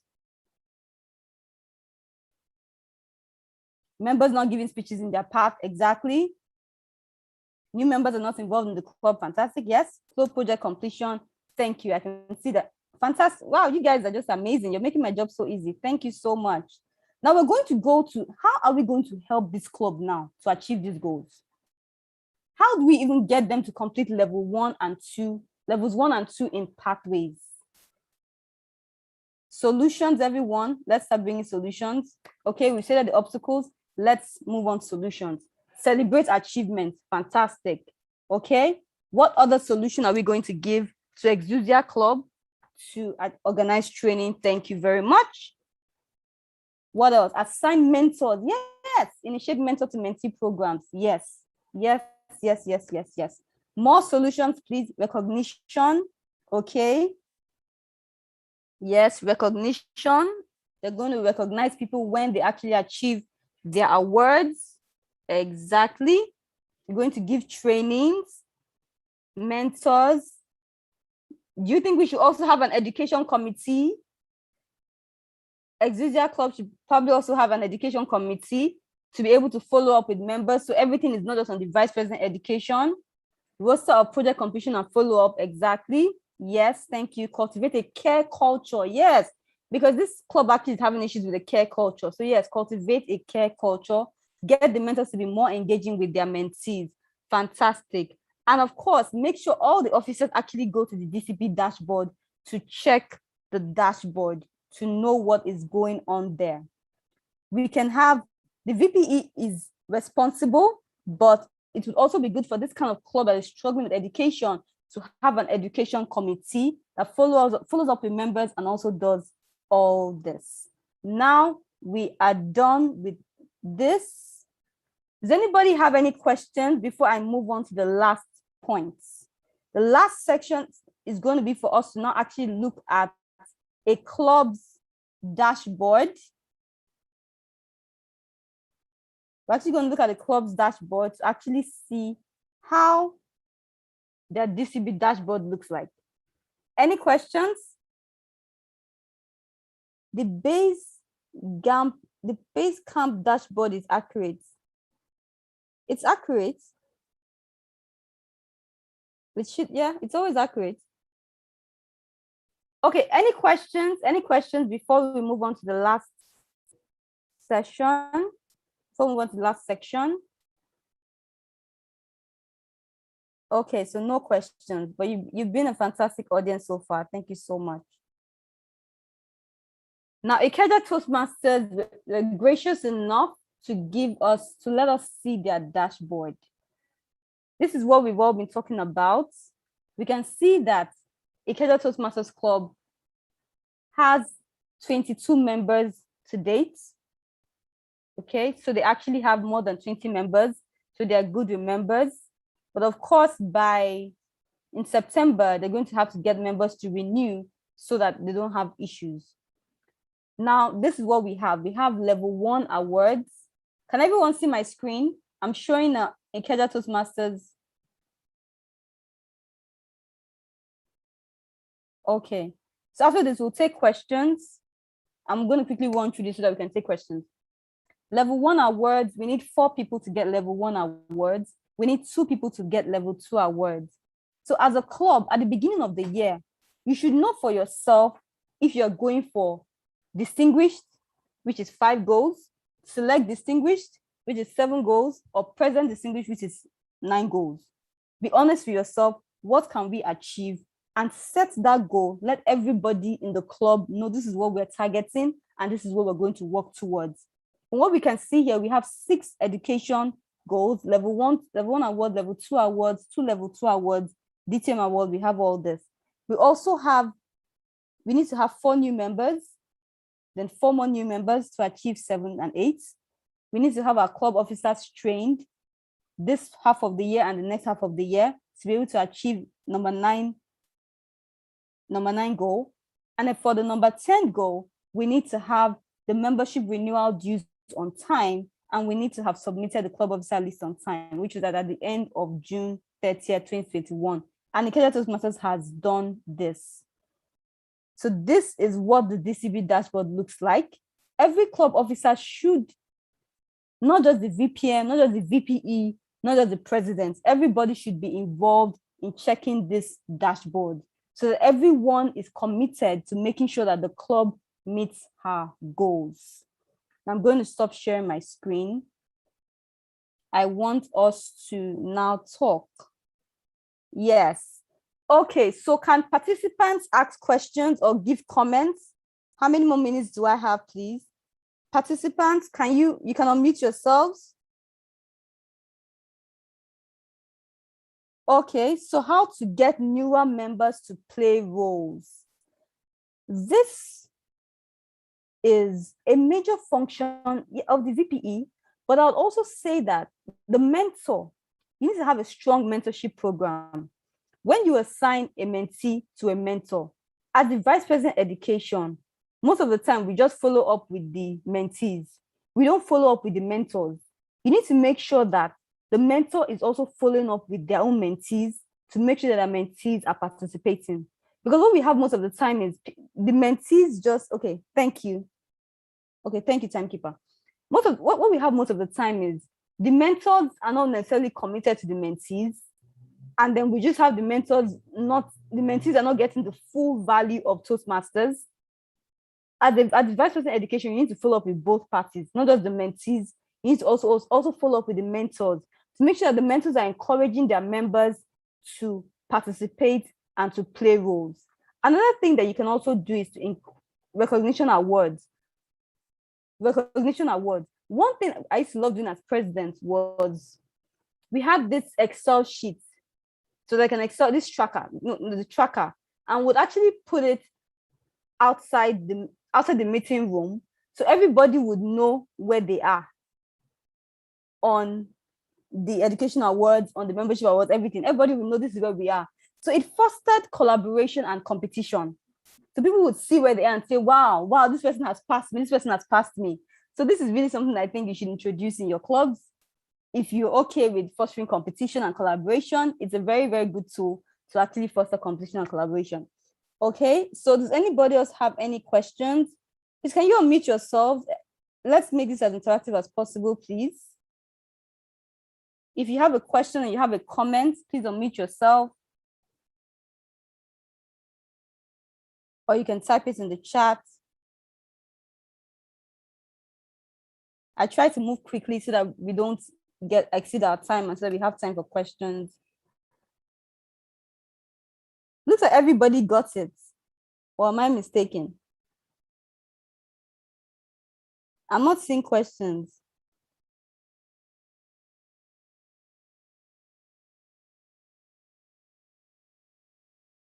Is it okay to individualize targets?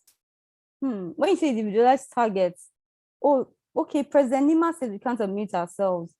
Tim Chidi, can we allow everybody to unmute themselves for the next 5 minutes? VP, Tim Pectin says we are chewing. I know that has been said.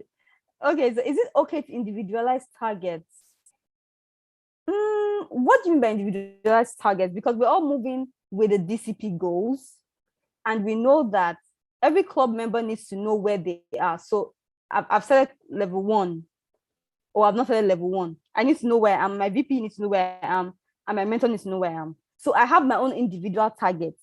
As a club member, I want to achieve level 1. That is my target. But as a club, we all know that we want to achieve DCP goals. So that is how you can actually individualize your targets. Or Tim Komi, did I answer the question?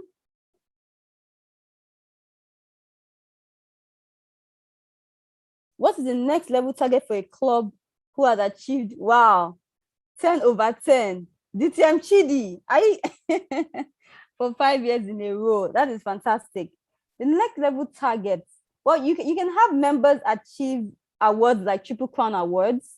So you can have a member say, I'm going to get a Triple Crown Award this year, and I'm going to achieve different goals this year to be able to get the Triple Crown Award.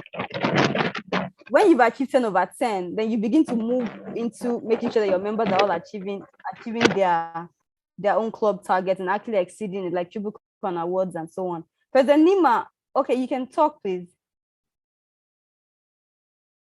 What is Moment of Truth? Moment of Truth is a presentation, it's a training where you, as a club, you analyze where you are, membership, education, goals, and all areas.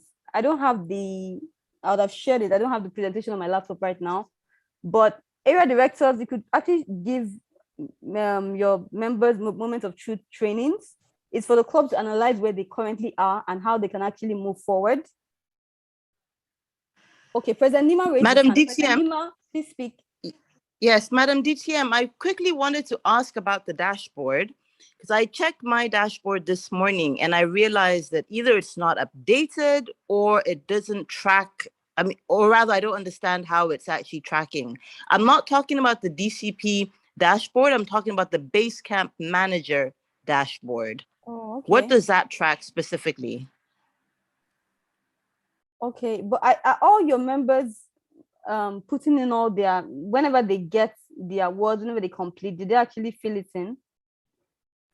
So I looked at my own progress and my own progress is not properly tracked. That's why I was asking about the accuracy. This is something, DTM Chidi, can we take this up? Yes, so President Nima, okay, so if I understand you correctly, you mean that when you complete a level, it's not reflecting in the percentage. Is that it? Nima, is that the issue here?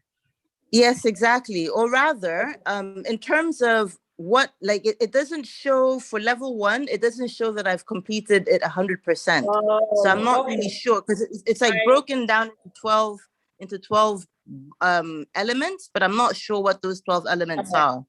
Okay, so what happens is this. So level 1, for example, the maximum is 100%, just like you've mentioned. You will notice that when you have 4 projects, the level 1 icebreaker, you have the evaluation and feedback, and then the research and present. When you finish each of those levels and you submit, there is a notice that goes to the Basecamp manager. In this case, it's either the president, the vice president, education, or the club secretary. For you as an officer and a Basecamp manager, what would happen is your VPE or the club secretary would need to sign into Basecamp as a Basecamp manager, where they would see a message is highlighting that XYZ member has completed XYZ project. They would have to approve that project for you to receive credit for it.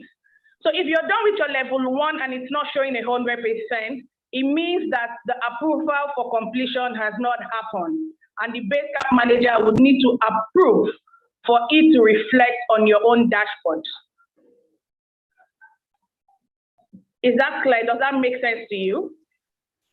Yeah, that makes sense. Okay, maybe it's something I'll take up with Toastmasters International because I'm on level 3. I've just completed level 3 and it shows that. However, when you look at the detailed breakdown, it looks like there's like 12 components per level, but it doesn't show that I've completed all 12. So I'm not really sure what those subcomponents are supposed to be.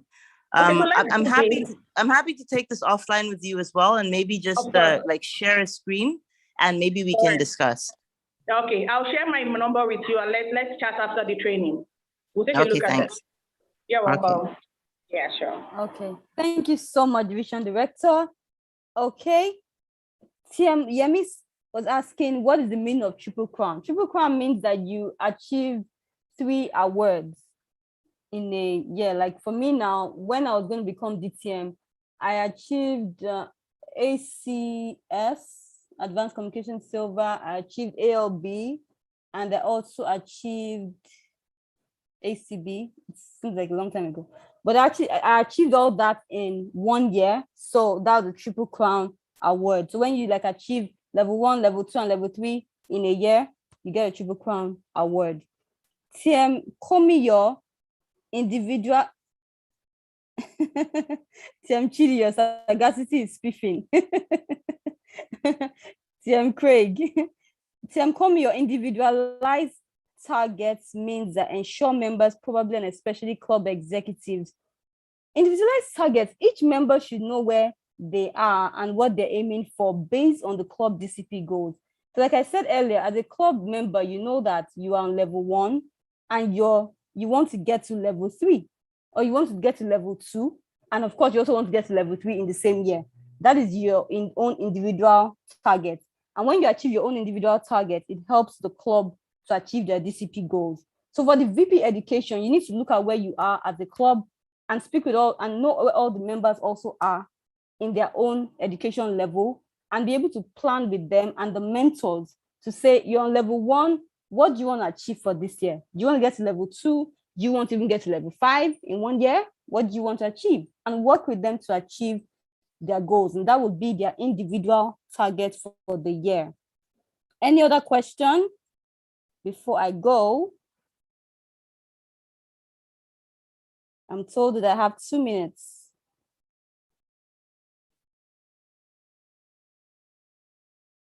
Okay, in the absence of any more questions, thank you very much. You were an amazing audience. Thank you so much. I really enjoyed the training. TM Kubi, over to you.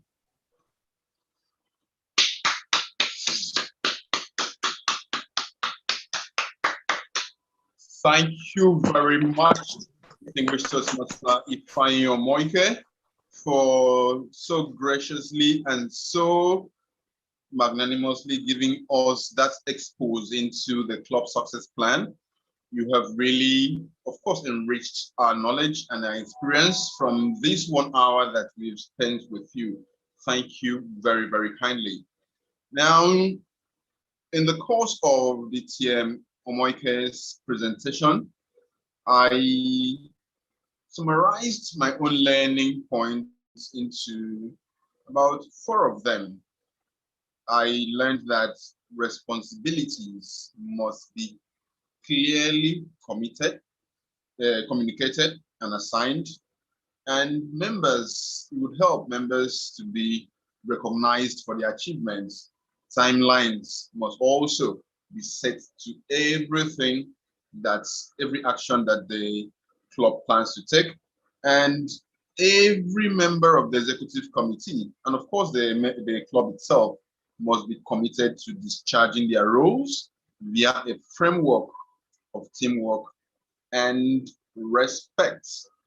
Thank you very much. I know a lot of us have also singled out other learning points, but we will not have a lot of time to share. At this point, we would like to move on to the next session. But before that session, I'd like to repeat something I said earlier. I know that some people joined this call not from the link that was sent to their email, but maybe from one that was sent by a fellow club officer to them. The same link admitted everyone, but if you didn't join with a link that was sent directly to you, that means that on the call right now, it is not your name that is appearing unless you've renamed yourself. So please check, confirm, and rename yourself if your device isn't bearing your own name. Now, to take us on the next session, which is actually a very important one, because in Toastmasters, the most effective thing in achieving our membership goals is a quality club meeting. And that very next session is going to be handled by one of our distinguished Toastmasters on the call. Her name is Oyindamola Egbeyemi. She's an administrator of the Foreshore School Ikoyi, which is a crèche, nursery, and primary school. She's also the co-founder of Saskia Consulting, a soft skills development agency. This lady is very passionate about human capital development and has therefore founded and supports various non-profit organizations in this area. Oyin has been a member of Toastmasters International for nearly a decade and has played various executive roles and might meritoriously at club, area, and district levels.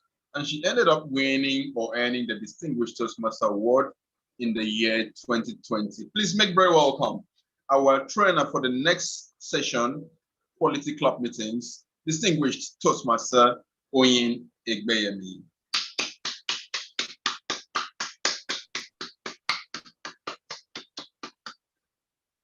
Good afternoon, Toastmaster of the day, dear Kubi Uyanga. It's lovely to see you. It's a pleasure to be here, everyone, and to be facilitating this session. I always enjoy facilitating sessions at our COTs because they're always very revealing. And it's really a good way to start off our tenure as new executives of Toastmasters clubs, and even within the area divisions, our divisions and our districts. It's very important that we're trained early so that we know exactly what we're doing and we can fulfill the purpose that Toastmasters has set us out to achieve. So today, I will be facilitating a very interesting session. This is something I actually quite love to do because I'm someone who likes to host people. I like to entertain people. As introverted as I might seem, and as reserved as I am, I actually enjoy the company of people. And I enjoy it when people are in good hands and experience a warm, friendly, and enjoyable environment. So that's essentially the purpose of this session that is about to take place. We're going to be talking about quality club meetings. And for me, this is going to be a facilitated discussion because I really do want to hear from everyone. It's very important that we are aware of what goes on within our clubs, and we are aware of what we could do better to ensure that people enjoy the Toastmasters experience. Because everything that we do at Toastmasters, from the DCP goals to our success plans, it all boils down to how we experience Toastmasters. If people do not have a good experience at your meetings, then the purpose of everything you do will be completely defeated. So we're going to start our training. I hope I can share my screen. Yes, we're good with sharing screens. Okay. Let me just look for the slides. Okay, so we are talking about quality club meetings today. And I'll have the chat open because we're going to be having many interactions. And I'd love to see a lot of engagement because everybody has a different experience. We all started as members of the club up until the point where we have all become officers. And there's a reason why we are now all officers of our various clubs. It's because we have enjoyed the experience and we want to give back or to add value to other people, or for whatever purpose it is that you've become an officer. The bottom line is that people must enjoy your club meetings when they attend them. Okay, so the agenda for today: impact of quality meetings on a club. We're going to define what a quality meeting is, and we're going to talk about how we deliver quality meetings. So personally, I don't think it's possible to have a rigid set of rules on how to ensure that people enjoy the experience, but there are certain elements that need to be there. And I want to hear from you all as officers, because there's no way you were elected into this position without knowledge of what would bring forth a quality meeting. So like I said, it's going to be a facilitated discussion with feedback from everyone on what their thoughts are or their experiences are, so that we can share and add value to each other. Okay, so we're going to identify these various areas: what a quality club meeting is, what goes into preparing quality club meetings, and strategies to consistently deliver quality club meetings. A lot of work goes into all of this. I'm sure we all know that. And it's very important to know that this impacts everything else that happens at a club. So the first question that comes up is, how do quality meetings increase engagement? So now I'm throwing this question out there to you all, and I would like you to respond in the chats, and we'll share the responses and I'll give some feedback. How do quality meetings increase engagement? Or maybe I should backtrack a little bit. What would we say a quality meeting is?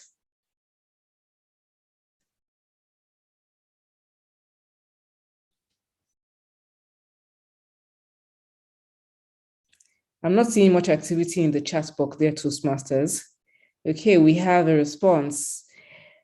A fun meeting with lots of knowledge deposited. A very interactive meeting is a quality meeting. Informative, cool, and relaxed environment. It leaves a great impression. Where attendants learn and feel relaxed. So I'm seeing a lot of feedback about relaxed. So based on your experience, I'm assuming that these are based on your experiences. Time well spent, productive time, very important. Energy, learning experience, learning environment. It enables prospects to come back. A meeting where everyone is included. It is held in a conducive, relaxed environment. So I'm seeing a lot about the environment. I'm seeing a lot about learning. I'm seeing constructiveness, where views are opposed, but proper alignment afterwards. That is very interesting. Again, that also ties into the relaxed environment, where people leave satisfied. That also goes into productivity. So thank you very much. I think these are very, very, very good descriptive words and sentences. Start and end on schedule. I am not surprised to hear this from Toastmaster Rashidat. Because that also goes into productivity and effectiveness. Very important. Organized, well structured. Thank you very much. I think these answers are very, very apt. It's important that we ensure that our objectives as Toastmasters are met. And I'm seeing a lot about having a relaxed environment, because Toastmasters are supposed to present a non-threatening environment such that people can learn effectively, they can become more productive, they are happy to attend meetings, they feel that they're adding value to themselves, and they can therefore come back to subsequent meetings so that they can continue to experience all these factors that you're all mentioning. There should be something new to learn each time. I love that addition. There should be something that people look forward to each and every single time. And do you all agree that there needs to be adequate planning that goes into having a quality meeting? Yes, that is correct. Now, back to the original question. How do quality meetings increase engagement? We've answered that in a way, but I would like to see some more specific responses, because this goes into the strategies that we would actually apply to ensure that we are meeting our targets. At the end of the day, we need to meet up with our DCPs. That is what your area directors and division directors will be chasing you after. How far with these goals? We need to perform well as an area. We need to perform well as a division, as a district. It all boils down to the experience that everybody has. People will not present their projects if they don't enjoy or if they don't see the benefits from Toastmasters. I see this really good answer. Engagement. More members are willing to give speeches and play roles. Guests get inspired to register. So I can see that we're meeting DCP goals by ensuring engagement. Quality meetings keep people coming back. They're a learning path for members. If people see that there's something to learn at each meeting, they will come back. But you need to make sure that they're in an environment where they would actually enjoy the learning experience. Otherwise, they will not come back. Okay, next question.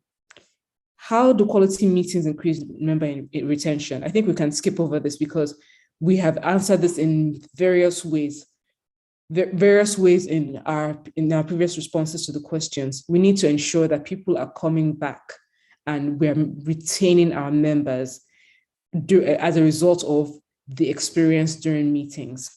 Now, this is also an interesting question, and I would actually really love for you all to answer, to give a response, because you're all here as club officers. So how do quality meetings encourage members to volunteer for leadership roles? Now, do we have a problem at our clubs during our AGM and elections, looking for people to play new roles? Or are people so encouraged and ginger to come in and say, you know what, I had such a great experience being a member. I want to become an officer as a result of this. Now you can answer the question, or you can actually raise a concern about this, and then we can discuss it.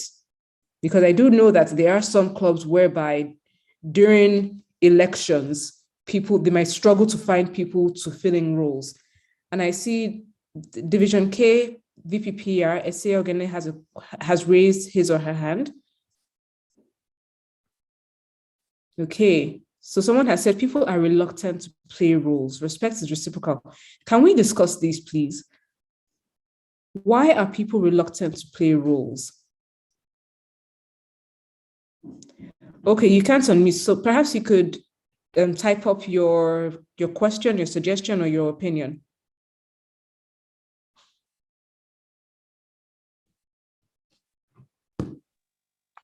Hi, good afternoon.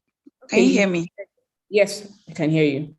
Okay, I think for the question, I know that when I attend quality meetings, for example, I go to another club and I love I can't hear you anymore. Okay.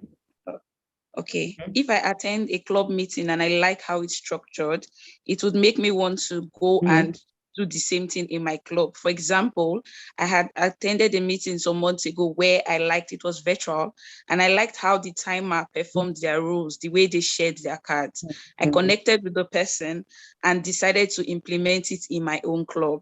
Another scenario was how they performed their table topics. By the time I did it in my club, I noticed, so attending other meetings where you like how it's structured, it makes it more fun. In addition was for feedback.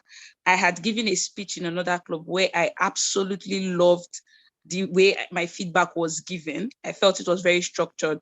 And so that forced me to even become better in how I now give feedback in my own club. So I was more willing to serve as a speech evaluator. Thank you. Thank you very much, TMSA. I hope you don't mind me calling you that. I think those are very valid suggestions, because, you know, sometimes we get very comfortable in our club meetings. And I must admit, when I first started playing executive roles at my club many years ago, I never used to attend other clubs. I never really thought there was any need to do so, because I was in my comfort zone. But sometimes you need to go out of your comfort or your area of comfort to see what other people are doing, so that you can apply the things you see as quality to your own club. So like I said earlier, there might not be any hard and fast routes, but there are some elements which we'll still talk about that would give quality. However, there are also some ways that people do certain things that might add more color to their meetings. Someone mentioned in the chat that people might be reluctant to play roles after a while because it feels routine. It feels routine, and they lose that ginger. Because sometimes you get tired of doing the same thing over and over again. So it's really up to us as officers to kind of even gauge where our members are in terms of their level of interest in playing roles.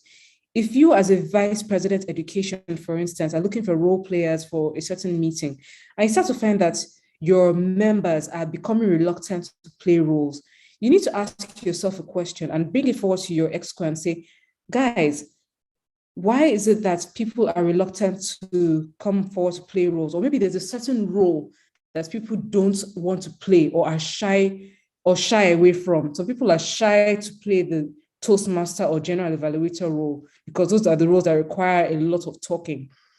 It is inevitable sometimes, but in order to ensure a quality meeting, you need to provide that support and that comfortable environment such that they feel comfortable enough to play those roles. So someone said the environment is not supported. So we need to explore why that environment is not supported. And this reason will be different for different clubs. But it is worth mentioning that you could do a survey amongst your members to find out what works, what doesn't work, and maybe suggestions for a new way of doing things. Like Toastmaster SA said earlier, she went to different clubs and saw different things that they could add to infuse more color into the meetings. These suggestions might even come from your members, not necessarily members of your exco. So it's very important to be open-minded to these things. So people are reluctant to pay roles because they are very self-conscious, especially new members. Making members comfortable enough with constructive feedback and occasional nudges will help them. I completely agree with that, because Toastmasters is an environment where people who have observed or have the self-awareness to realize that they need to improve their public speaking skills come to, but this same self-awareness is what might be holding them back from even putting themselves forward in playing roles and presenting their speeches. So we need to look for ways to encourage them to play these roles and present these speeches. So some people feel that there should be some kind of formal training on role playing. I agree with that. So there's sometimes when I was on the exco of my club, there were some days that instead of table topics, or during some of the time we would spend during table topics, we would actually spend a few minutes explaining a particular role for a meeting. So we might just spend a few minutes breaking down the role of a Toastmaster at a meeting, the expectations, because sometimes some people don't play these roles because they are not aware. And not everybody might take the initiative to go and study online or do their research on the roles. So sometimes people need to be told what to do during a meeting. So you need to find or devise strategies to ensure that the information passes across, because it might just be a lack of information. And someone said, Toastmaster Wale Thomas says, can we encourage members to recite the Toastmaster promises line by line? So I think this should actually be done at every Toastmasters meeting at the very beginning of the meeting. So that is feedback I would give to every exco here. It's important, like the way we start, so in some gatherings with a prayer, or some national gatherings with the national anthem, at Toastmasters meeting, which is an official thing, we should start with the Toastmasters promise. That lays a good foundation to remind us all why we are there. Because some people might not know that they can serve as an officer when called upon to do so, or they might not realize that that is an option for people who are even new members. I became the secretary of my club within 6 months of joining the club because I realized that it was an opportunity for growth, but that was my own personal objective. But people need to be aware that these paths are also available. You could even have a session explaining the Toastmasters promise and breaking it down so that people can understand that the objective of Toastmasters goes beyond an individual. It actually transcends to a community of people who are helping each other. So that is one way you can even encourage people to play roles. Okay, how do quality meetings support member growth?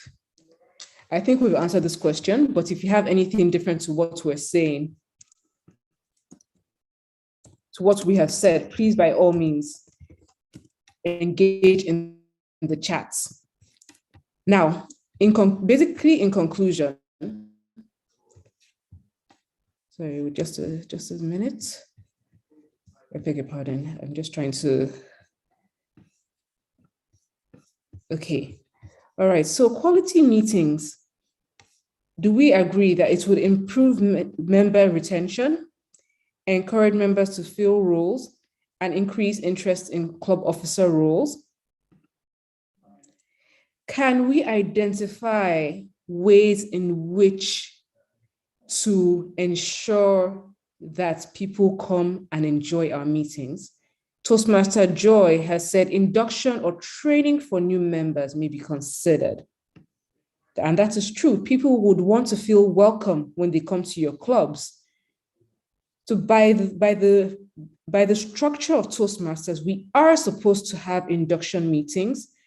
And if we have all gone through our role requirements, our club success planning, and everything that all the resources available on TI, I think these resources would actually give us the meat or the foundation of how to ensure that our meetings are informative and people derive quality. I think that is the first thing that we all need to do. And I hope that we've all done that and are not taking our roles for granted.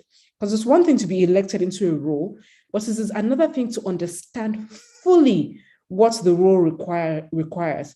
And if we are all able to play those roles to the best of our abilities with the full knowledge of the foundation of what the role is required, I think we can all deliver quality meetings, as well as the mindset of being open-minded to learning or to improvement areas. Ideas can even be derived from outside of Toastmasters. All right, so I think we've defined what a quality meeting is. I don't know if we have breakout rooms available. Do we have breakout rooms available? Or we can carry on with the chat as the means of defining this. This can be done. We can have weekends if you want. Okay, I would actually prefer to have breakout rooms so that we can discuss amongst ourselves and then come back to the main session. Okay, I know that we've spoken about this already, but I would really like for us to discuss in our sessions and then come back. Okay, so in this activity, we'll be defining quality. And I would like you to take a look at this table, right? And walk through these three areas. So take on what you think features of a quality meeting are. They can be generic, they can be specific, but for each feature, have a benefit or benefits. Actually, there should be more than one benefit, or there could even just be one benefit. And then also look at the scenario of what could happen if that feature is missing. Now, I know that there's some that have been mentioned in the chat box already, but I would really like for us to come together in groups and discuss this. And then I'm trying to go, sorry, I need to go to the previous slide. And okay, so you have, oops, sorry.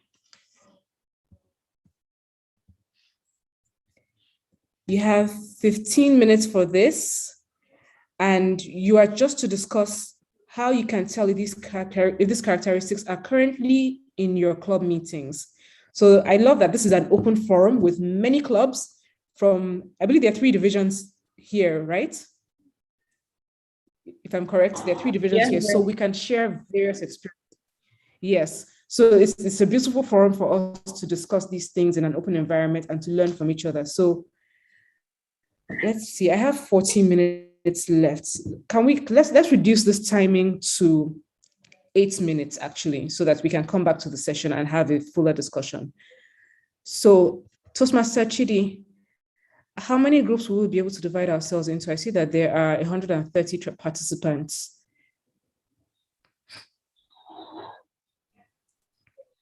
Okay, so what we can do, we can assign the breakout rooms randomly, irrespective of divisions and. Yes, I think that would be preferable. That would actually be preferable for me. Yeah. I hope the groups will be too large, but it doesn't matter. Let's just have a forum of discussion. So let me go back to the previous slide so that we can remember. So the 3 areas I would like for us to discuss are the features of a quality meeting, the benefits, and what could happen if that feature is missing. Okay, so if we can break out real quick and be back in 8 minutes.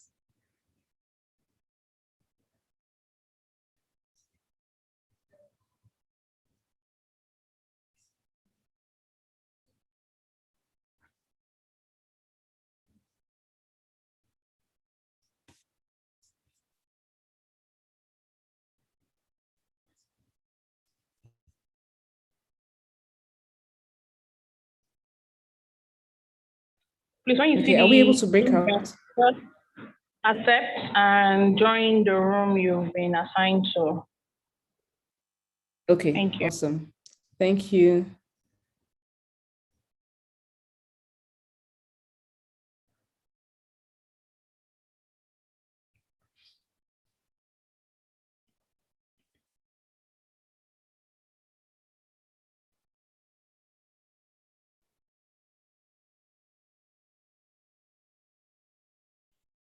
I don't think I see anybody moving into rooms.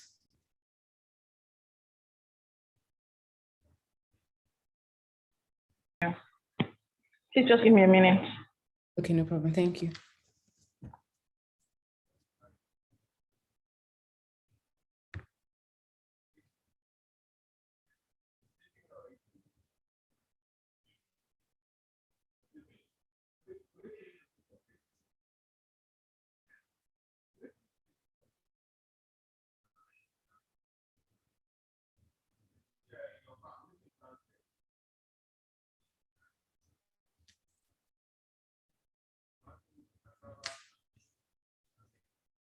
Okay, we seem to have feedback on the breakout rooms. Are we able to do this? But we could move on so that we can make use of the time.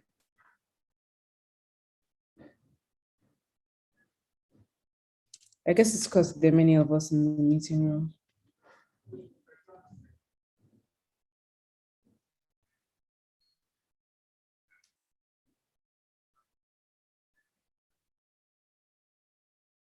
Let's wait for TM Chidi's response, so we'll know if to proceed with the training or yeah, the breakout session.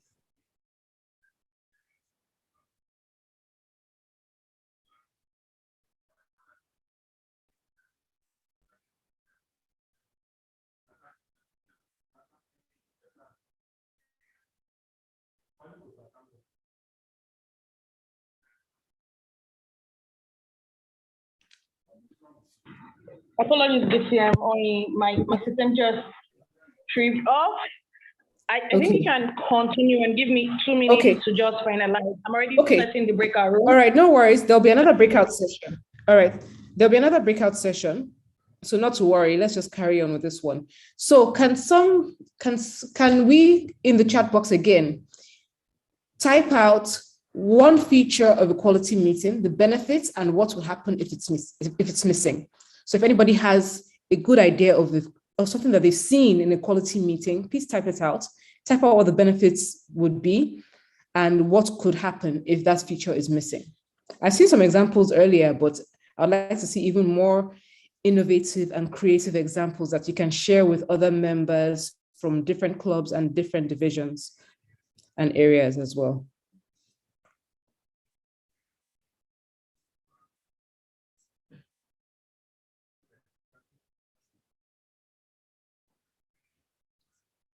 It'd be great to get very specific examples.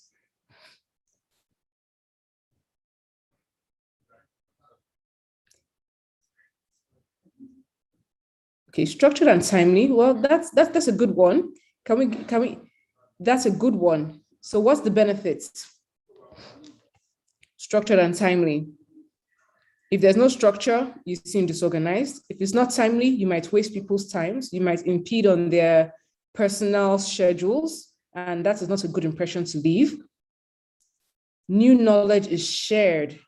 If this is missing, people won't come back because people want value.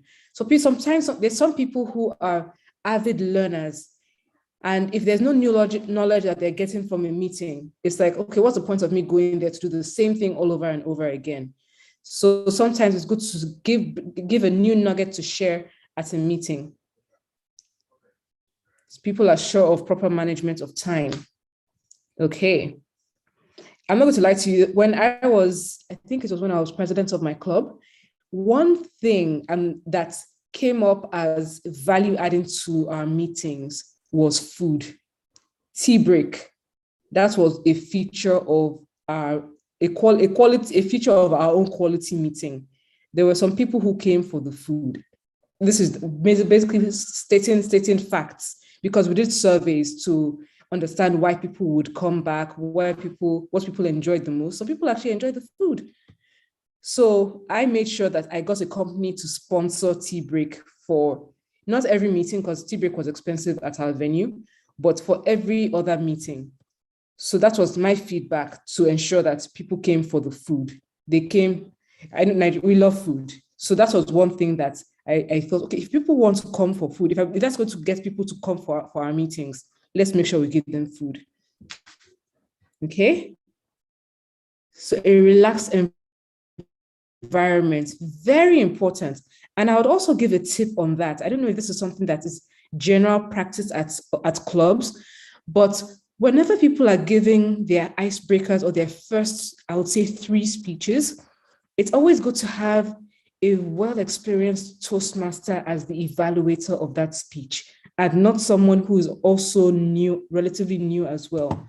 And why do I say this? A well-experienced Toastmaster would have a higher level of the emotional intelligence required to give feedback in a constructive and warm way, so that the new member who's giving their first 3 speeches feels welcome and is encouraged to come back. Okay, people came for food. Food is very, very important. Yes, I'm so sorry. These virtual meetings are sometimes exhausting because you just talk and talk and talk. There's no interaction, there's no food, there are no other means to do things, but it's just something that we have to deal with for now. But I'm sure things will change soon, hopefully. In a virtual world, we need to be creative with adding information and value. I agree with that, because virtually we're limited to our screens. So sometimes it's easy to get that fatigue of watching your Toastmaster screen for hours and just listen to people talk. So sometimes it's good to add games. We can use the poll tool to include various activities. Breakout sessions should be mandatory for virtual meetings. Okay, I guess so. Hosting a tip session. Okay, breakout sessions, features of quality meeting, proper structured meeting agenda. I agree with that. I think that is a given. Can we just even, so there's some things that are a given, okay? Keeping to time, it is a given. You should not go out of that. It shouldn't be something that is a value added. It should be a given. Ensuring that there's structure, that is a given. Ensuring that you start and finish on time, given. Ensuring that all roles are filled up, given as well. Whether or not you're struggling to find people at the last minute, it should be given by the beginning of a meeting. So you shouldn't have that. There are 2 levels. So there's one that is criteria that's required, and then there's the other level, which is like, other things that can add value. So I see something like welcoming guests and connecting with them after, very important as well. Structured meeting agenda, also a given. Okay, I think we can move on from this. I hope we have a good grasp of what the features of a quality meeting are. We just need to be very organized about things and look for ways to add additional value. I would say always do feedback surveys with members and guests, so you can get direct input from them as to areas you can improve on, because the peculiarities of each club is different. Okay. Now, just a quick review. What is a quality meeting? So we can do a variety of things to make a quality meeting fun. Understanding what it is the first step towards making for successful meetings. And the way you would measure your outcome is through the member retention and the number of guests you retain, the conversion of guests to membership. So those are outcomes that you need to constantly measure to ensure that what you're doing is being received as quality. If you're just going on and on without getting these feedback, then you're actually just going round in circles and not really adding value to people. Okay. Now, delivering quality meetings. I'm sure we've touched on this again, to be honest.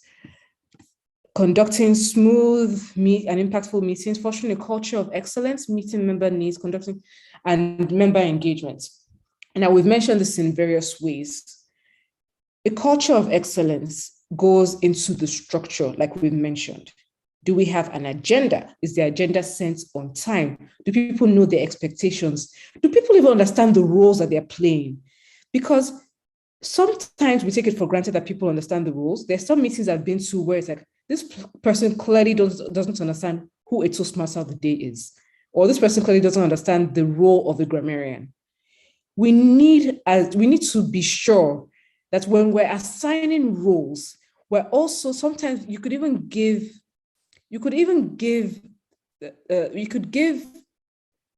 once you assign roles, it is expected that the person who's playing the role would go and do their research on the role. But sometimes we shouldn't make those assumptions. Sometimes we can actually give or create a brief for that member who's playing that particular role and send it to that member to ensure that they fully understand the role that they're playing and the expectations of that role. That way, they seem organized and they would add quality, they will add value to the meeting. So meeting member needs, like I said, I think feedback surveys are a good way to understand the needs of your members. You can never tell what their needs might be. It could be as bizarre as, like this food thing I mentioned. I did not think it was a thing until we actually did a survey and realized that people were hungry. So we brought food. Now, conducting smooth and impactful meetings, that goes back into structure and timing as well. Member engagement, I would say also guest engagement, because guests are your potential members. So you need to ensure that they are engaged, they feel included, they feel like they are also part of the meeting, even though they're not members. You need to make them feel welcome.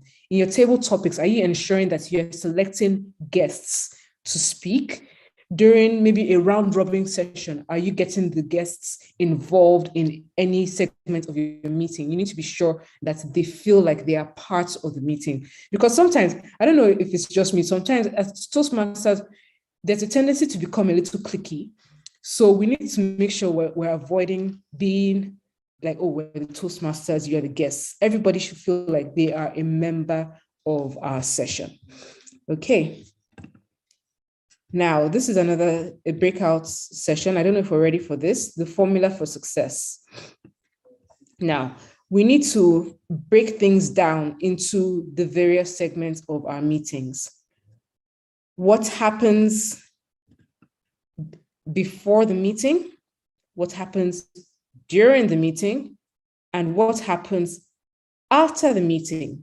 So a quality meeting isn't just about the meeting itself. It's not just about what happens within that time frame itself. I'm sure you would all agree that, well, I hope you would all agree that there needs to be things that happen before the meeting to ensure that the meeting actually goes well. And there need to be things that happen after the meeting to ensure that we're looking back on the meeting and reviewing what went well, what did not go well, or any areas of improvement that we could think about. So just so that we work with time, I think we can just go on into this discussion. So again, in the chat box, can we put together, can we like articulate what goes into the planning pre-meeting, or the delivery pre-meeting, or getting feedback pre-meeting, before, during the meeting, and then after the meeting, because these areas are very important. After we leave a meeting, the meeting is not over. I hope we all know that. After we leave a meeting, that is just some part of, that's just a part of the meeting. That is just a fraction of the meeting. What happens afterwards would feed into what goes into the subsequent meetings. Okay, if possible during pre-meeting, role players know what they are supposed to do. Extremely important. And as officers, Vice President Education, don't make assumptions that the role players know what their expectations are. Because when people come in and they make assumptions, and they will diminish the quality of your meeting. And honestly, the onus to be on you. It is on the member, because Toastmasters are supposed to take responsibility and take initiative. But as an executive, you need to be sure that nobody is going to drop the ball during your meetings. So it is up to you to provide all the resources available. You provide all the links to the roles on Toastmasters International. If you have any documentation, you can provide the documentation. Another way, even in the virtual space, you can provide many videos. There's so many Toastmasters videos on YouTube on different ways people perform different roles. So it's up to you to provide that information, or make it known that the information is available, especially for new and inexperienced members who are willing and able to play new roles.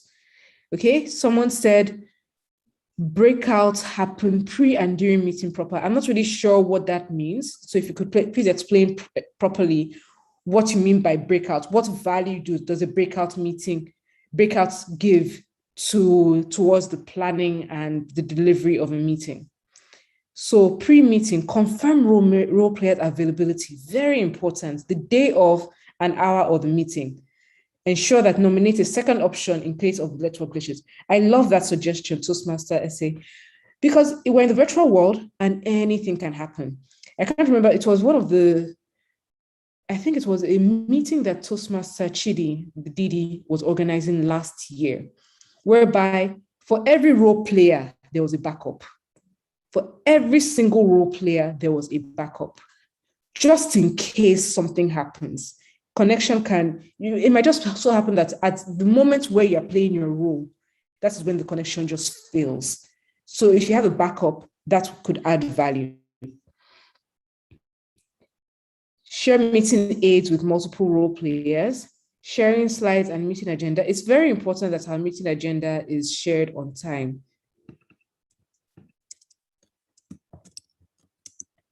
Very important that the meeting agenda is shared on time for any meeting, really, even your EXCO meetings.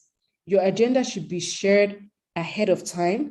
It should be agreed upon, just in case there's something missing or there's something that someone might point out. But it's also a good way to guide the meeting and to guide all people who are attending the meeting, whether they're playing roles or not, so that they know what to expect and they know and they understand the roles that everybody is playing at the meeting. And your agenda has to have enough information for anyone who is a new attendee to your meeting.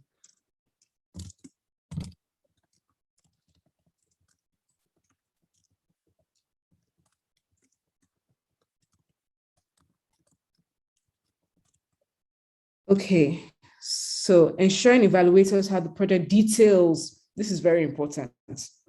Sometimes evaluators are not informed on time. When I first joined Toastmasters, I'm not going to lie, my club was very effective in ensuring that an evaluator is assigned, I would say at least during the week, early in the week before the speech is given. So the speech was going to be given on a Saturday.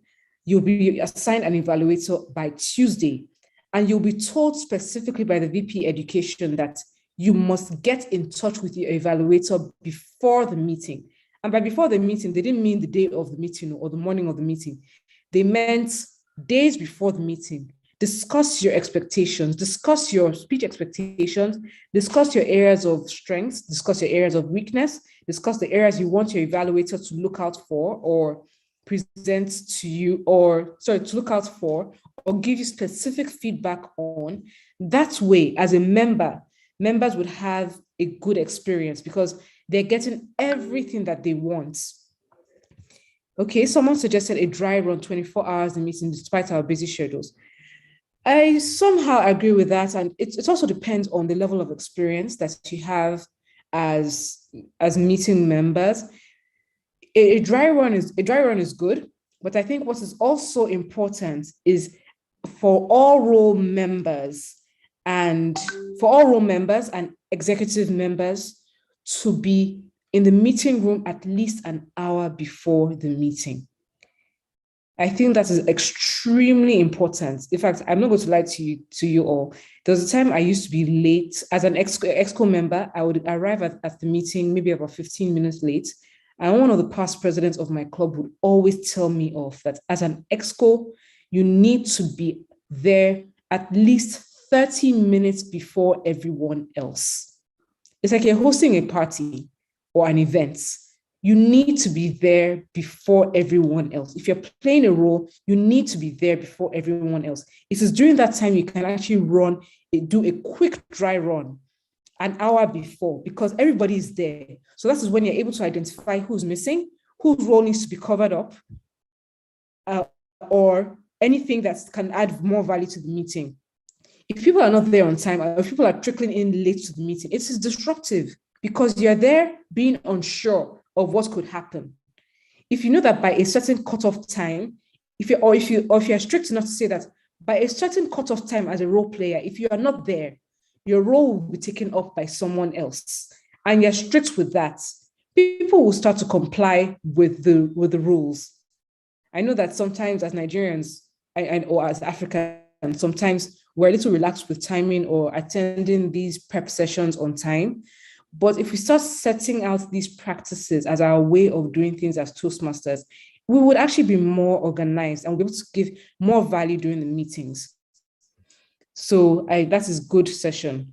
Okay, Toastmaster Muslimot said, breakout sessions improve participation across bodies should be encouraged and planned out well. Okay, but I need to understand what specific objectives or like what specific parts of the meetings should be in breakout sessions, just so that we can share this knowledge with other people. Like, is it the table topics that should be breakout sessions? Is it the speech evaluations? What exactly do you mean by breakout sessions? Please share that knowledge so that we can understand how we can apply breakout sessions to various parts of our meetings so that we can add value. Okay, so I think we can skip that. Again, we're skipping this. Okay, so this, you mean for the networking part of the meetings. I completely agree with this. I've actually experienced one of these and I thought this was beautiful. So the networking part, agreed. So, and this is a very good way for guests to feel welcome.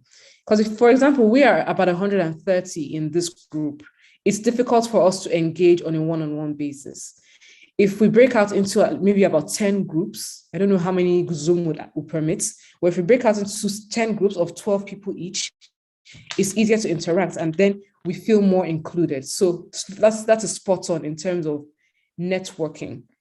And someone who was a guest to a meeting I invited her to, did say that the breakout session was a very good way for her to interact with people and ask questions. You know, it's more difficult to ask questions in a large group of people, but if you're in a smaller group, you feel more comfortable, and that's where the comfort comes in, the relaxed environment comes in. If you're comfortable, you can ask all the questions you want to ask, and then you can always be redirected to who you need to ask the questions to. So networking, it's quite effective in breakout groups. Thank you for clearing that up. All right. So in conclusion, we've discussed the impact of quality meetings on the club. Oops, sorry. We've discussed the impact of quality meetings on the club. We've looked at what goes into quality meetings, and we've also looked at delivering quality meetings. Now, can we all in the chat mention one thing you've learned which you would implement at your club? Anything new or anything that you would love to continue to practice, which you've seen as effective?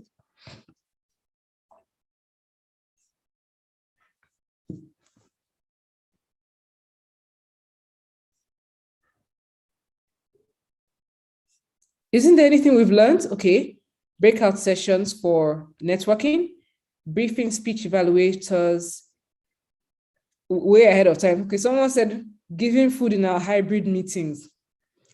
Yes. Breakout session also serves as meet and greet.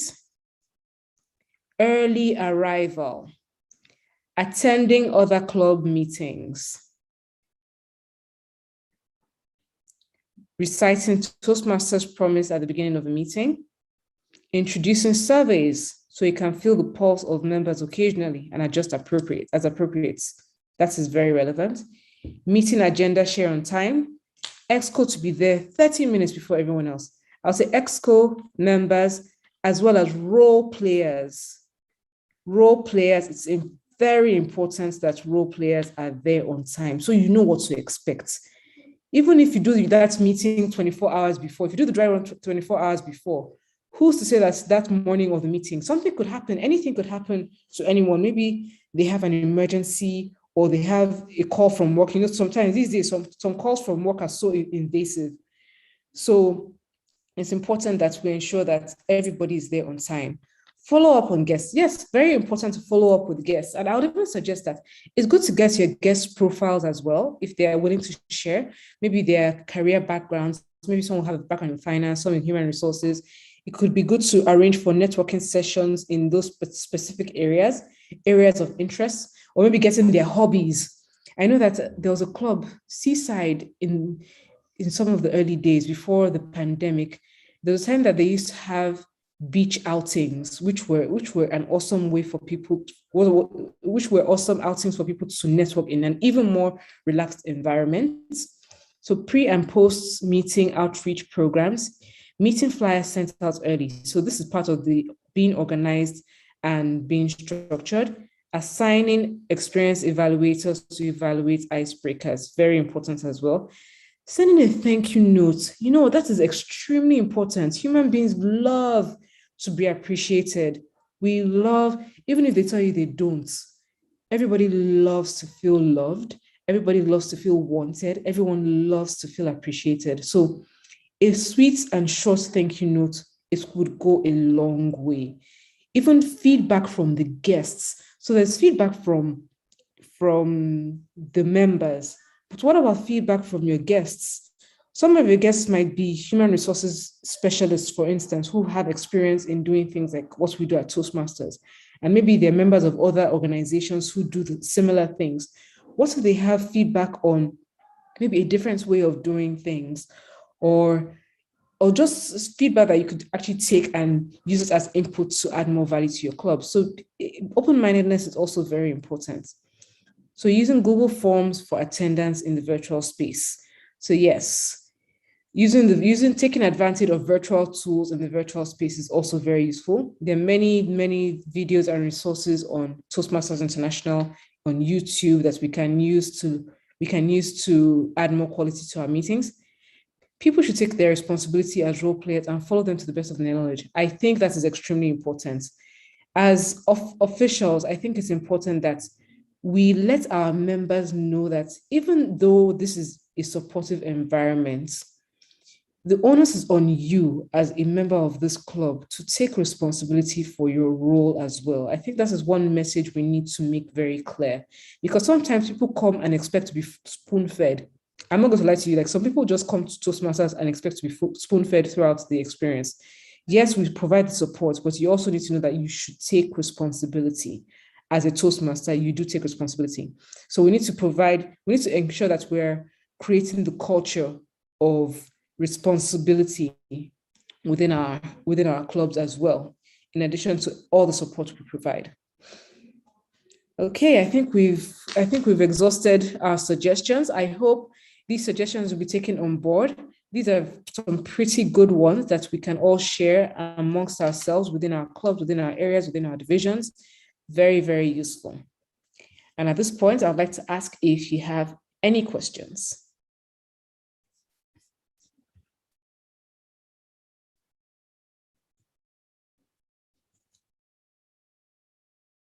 Any questions, any comments?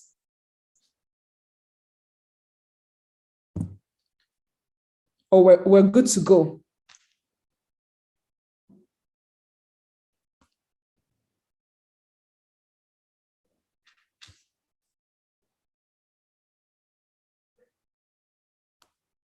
All right. Oh, thank you very much. Good to go. How do we manage network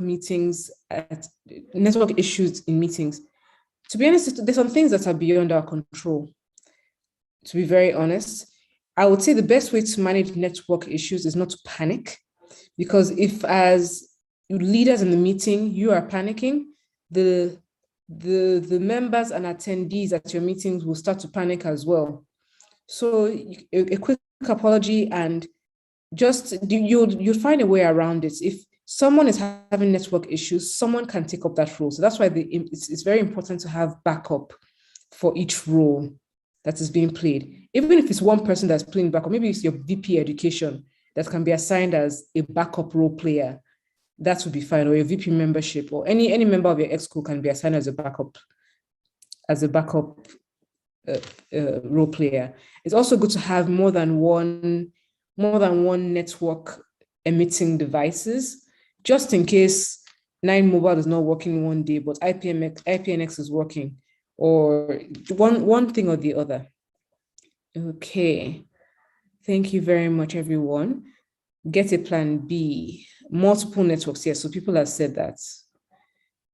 A Zoom master, oh yes, a Zoom master is very necessary. Absolutely. I think that's even an assumption I made. A Zoom master is necessary.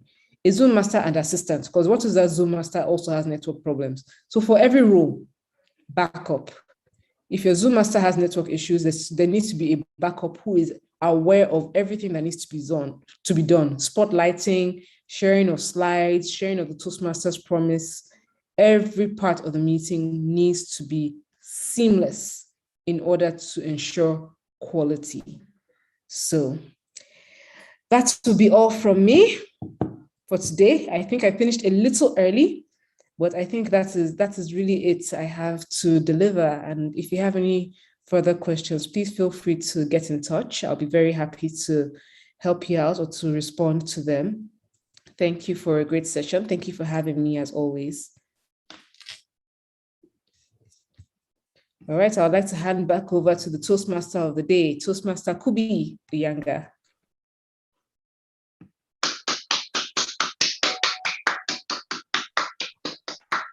Thank you very much, DTM Oyin, for your very much exposition.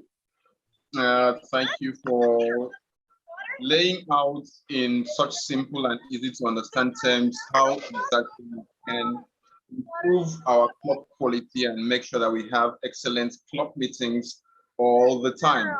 Now at this time, I'd like us to share feedback from anyone that would like to give their thoughts, maybe ask a question that hasn't asked before, or maybe one thing that they are going to change or adjust in their club meetings because they listened to this wonderful presentation by DTM Oyin. Anyone that wants to say a word or two?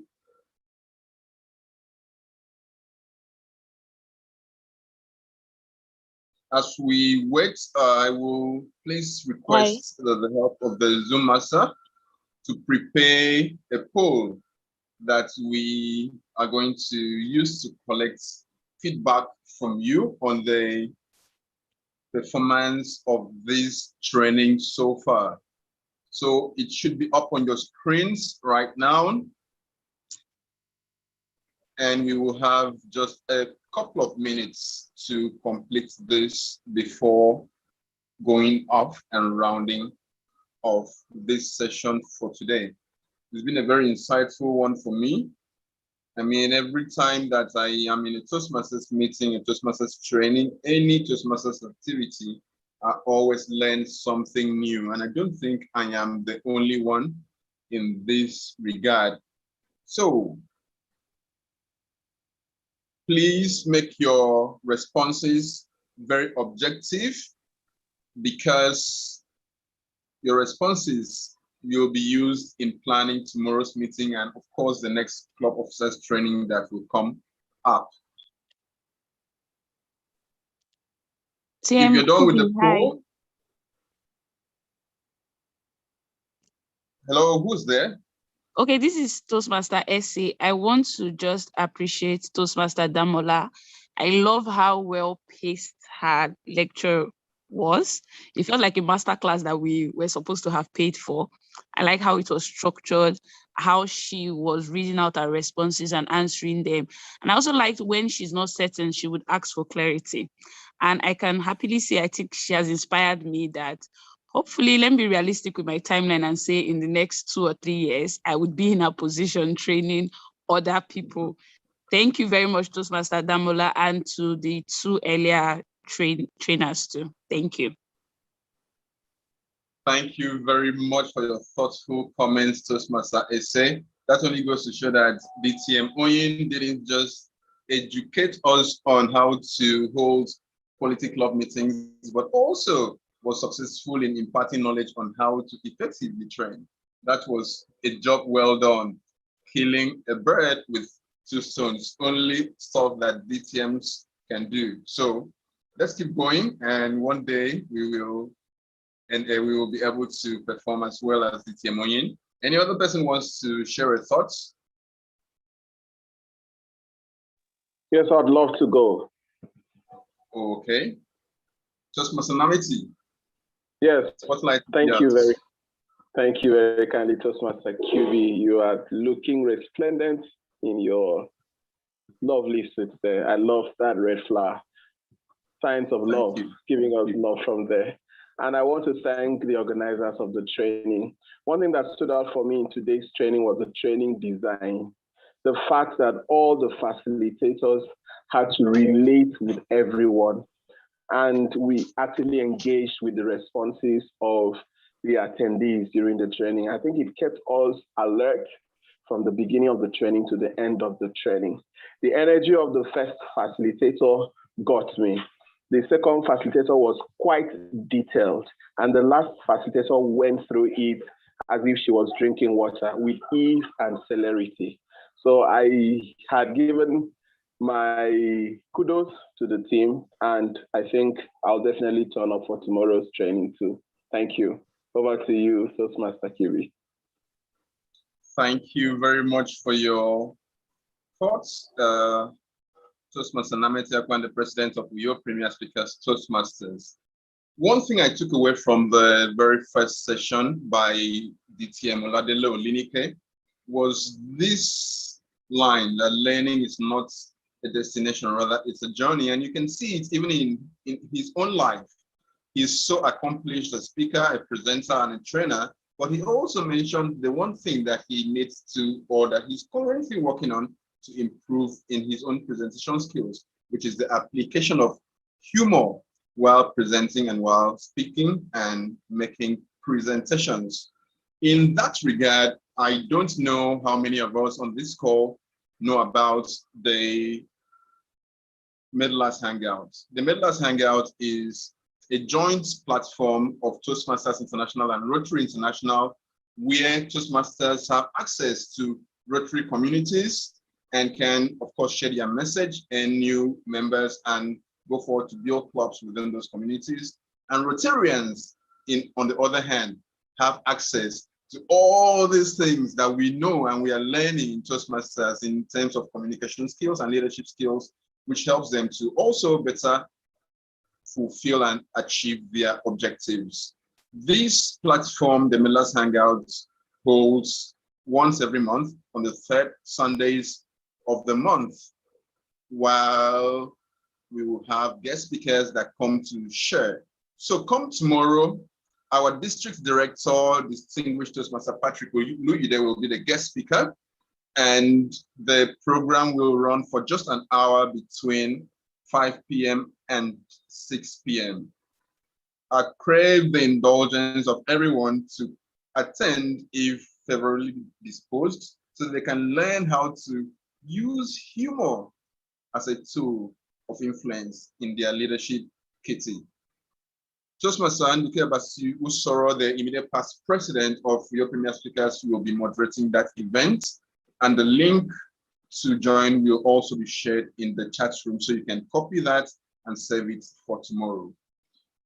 I want to thank all the trainers, distinguished Toastmaster Patrick Oluyide, distinguished Toastmaster Ifeanyi Omoite, and distinguished Toastmaster Onyino Gbeyemi for giving us the wealth of their experience in the different sessions that they took. I myself am taking a lot home. I'm sure everyone is taking a lot home. And of course, to everyone on the call, thank you for coming. I'll step aside at this point, but of course, I'm not going to leave the spotlight unattended. I'll bring forward Toastmaster Austin Madwegbena to help us to round off, wrap up, and close this program as beautifully as the front so far.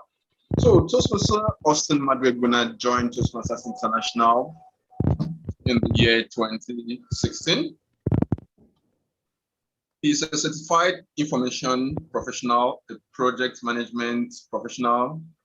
He has an MBA, he's a marketing practitioner, a QA, QC, and safety champion, a multiple Triple Crown champion with Toastmasters, past president of Delta Africa, President DADT Cooperative Society, CEO of Osby Ventures and Bless Oz Chemicals, past president of Delta Africa Toastmasters, He is a maverick, a gentleman I respect a lot and call him fondly, St. Austin. Please make very welcome to the virtual lectern to close the session today, Toastmaster Austin Madwegbuna.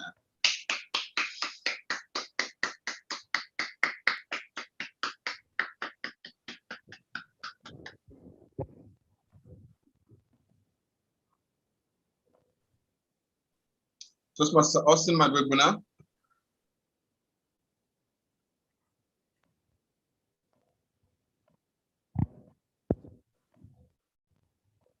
Is Toastmaster Austin Madwegbuna on the call? I can see.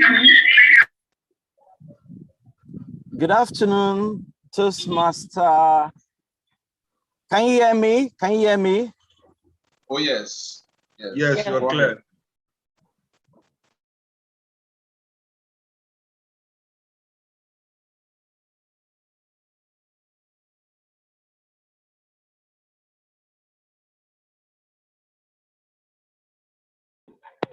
Good afternoon. Can you hear me now?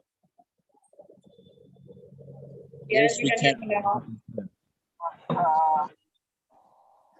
Good afternoon, Bravura Toastmasters in the house. This is to thank everyone for coming to this COT1 training.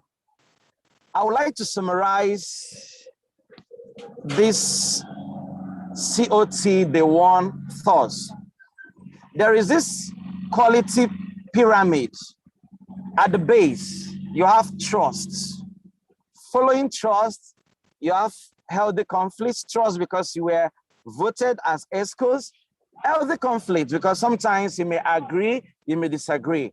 Then what follows after is commitment. After commitment, we have accountability. After accountability, on top of the pyramid is results. One of the wisest kings that ever lived, King Solomon says, better is the end of a thing than the beginning thereof. Not really end per se, but with all what we've learned today, what are we going to do about it? Are we going to care? Are we going to grow? Are we going to win? By 30th June, we will see how we fed, but we are not going to wait until then. In summary, this is to thank the district director, DTM Pachikolide, the division directors in the house that made this combined COT1 successful. We appreciate you. DTM, Chidimadu, DTM, God knows, we appreciate you for making it possible. And for the ESCOs, for the area directors that ensure that all the ESCOs of the clubs attended. If you check, we are up to almost 140 participants. What that tells me is every ESCO from the 3 divisions attended. We're not going to accept anything less. Once again, thank you for coming. Tomorrow is another day. Make sure you join on time. And ultimately, like Helen Keller says, that alone we can do so little, but with collaboration together, we can achieve so much more. Thank you. Go produce something with what you've learned. Just like an anecdote, a certain prophet gave talents to some people, and he came back after some time and he asked them, let me have back my talents. Some produce 60 more, some produce 100 more. A particular person did not do anything with the talents and he was punished severely for it. What are you going to do with the talents you've been given today? This is an empowerment. Do something about it. Ensure we all get the president distinguished. If club gets it, it has impacted individuals. It will impact the area performance, the division performance, and of course, the district performance. You and I are going to make it possible. And I know with our track records, we are not going to disappoint. Thank you very much. God bless you all. Shalom. Assalamu alaikum. See you tomorrow. I wouldn't mind, if you don't mind, let's have the DTM Chidimado have the last word, please. Thank you. Thank you most graciously, Toastmaster Austin. That was the icing on the cake for us today. He said everything that has to be said. What I would appreciate for every one of the club officers on this meeting to do is take the knowledge that you have and cascade it down to your club members. Let your club members also enjoy the experience that you have today, and everyone will be the better for it. Salutations to our facilitators, distinguished Toastmaster Oladele Olunike, double DTM, distinguished Toastmaster Oyi Egbayemi, and distinguished Toastmaster Ifeanyi Omoike. Thank you for sharing your experience with us. We appreciate you. On behalf of Division S, K, and L, everyone, enjoy the rest of your hours today, and I look forward to seeing you tomorrow for a more enjoyable session. Take care and stay safe. Bye. Au revoir. Bye-bye. Thank you. Bye. Thank you. Bye. Bye. Thank you. Bye, everyone. Thank you. Bye. Bye-bye. Bye, everyone. Lovely weekend. Bye. See you tomorrow. Goodbye, everyone. Enjoy the rest of your weekend. Bye, okay. Bye, everyone. Thank you very much for the interesting session. you. Bye. Bye. Bye.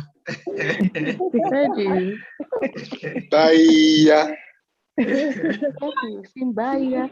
Bye. Toastmaster Kubi, thank you for today. Toastmaster Abubakar, working in the background, making sure that our session was seamless. Thank you. Appreciate you. Toastmaster Yola, thank you so much. Toastmaster Abdullah, should I be saying thank you to you? This was your meeting, but then thank you so much for organizing. Yes, Toastmaster Abdullah was the mastermind. Thank you so much for your leadership as well. We have done well. Toastmaster Austin, thank you for coordinating Division K for us. Thank you so much. Toastmaster Francine, thank you for the coordination of this Division L. All the role players, those who were in the limelight and those working in the background, you've all been awesome, awesome, awesome, awesome. Thank you. Thank you, distinguished Toastmaster Chidimado. Your smile is infectious. This was awesome. All right. What about Toastmaster? What's the name? The immediate past president, Chooks. Chooks, it's fine. He was supposed to be here. I think some other work engagement came up. I see. Yeah, he's doing well. Okay, man. Thank You are you. doing well. You are doing well, obviously. Thank you, sir. Thank you very much. All right.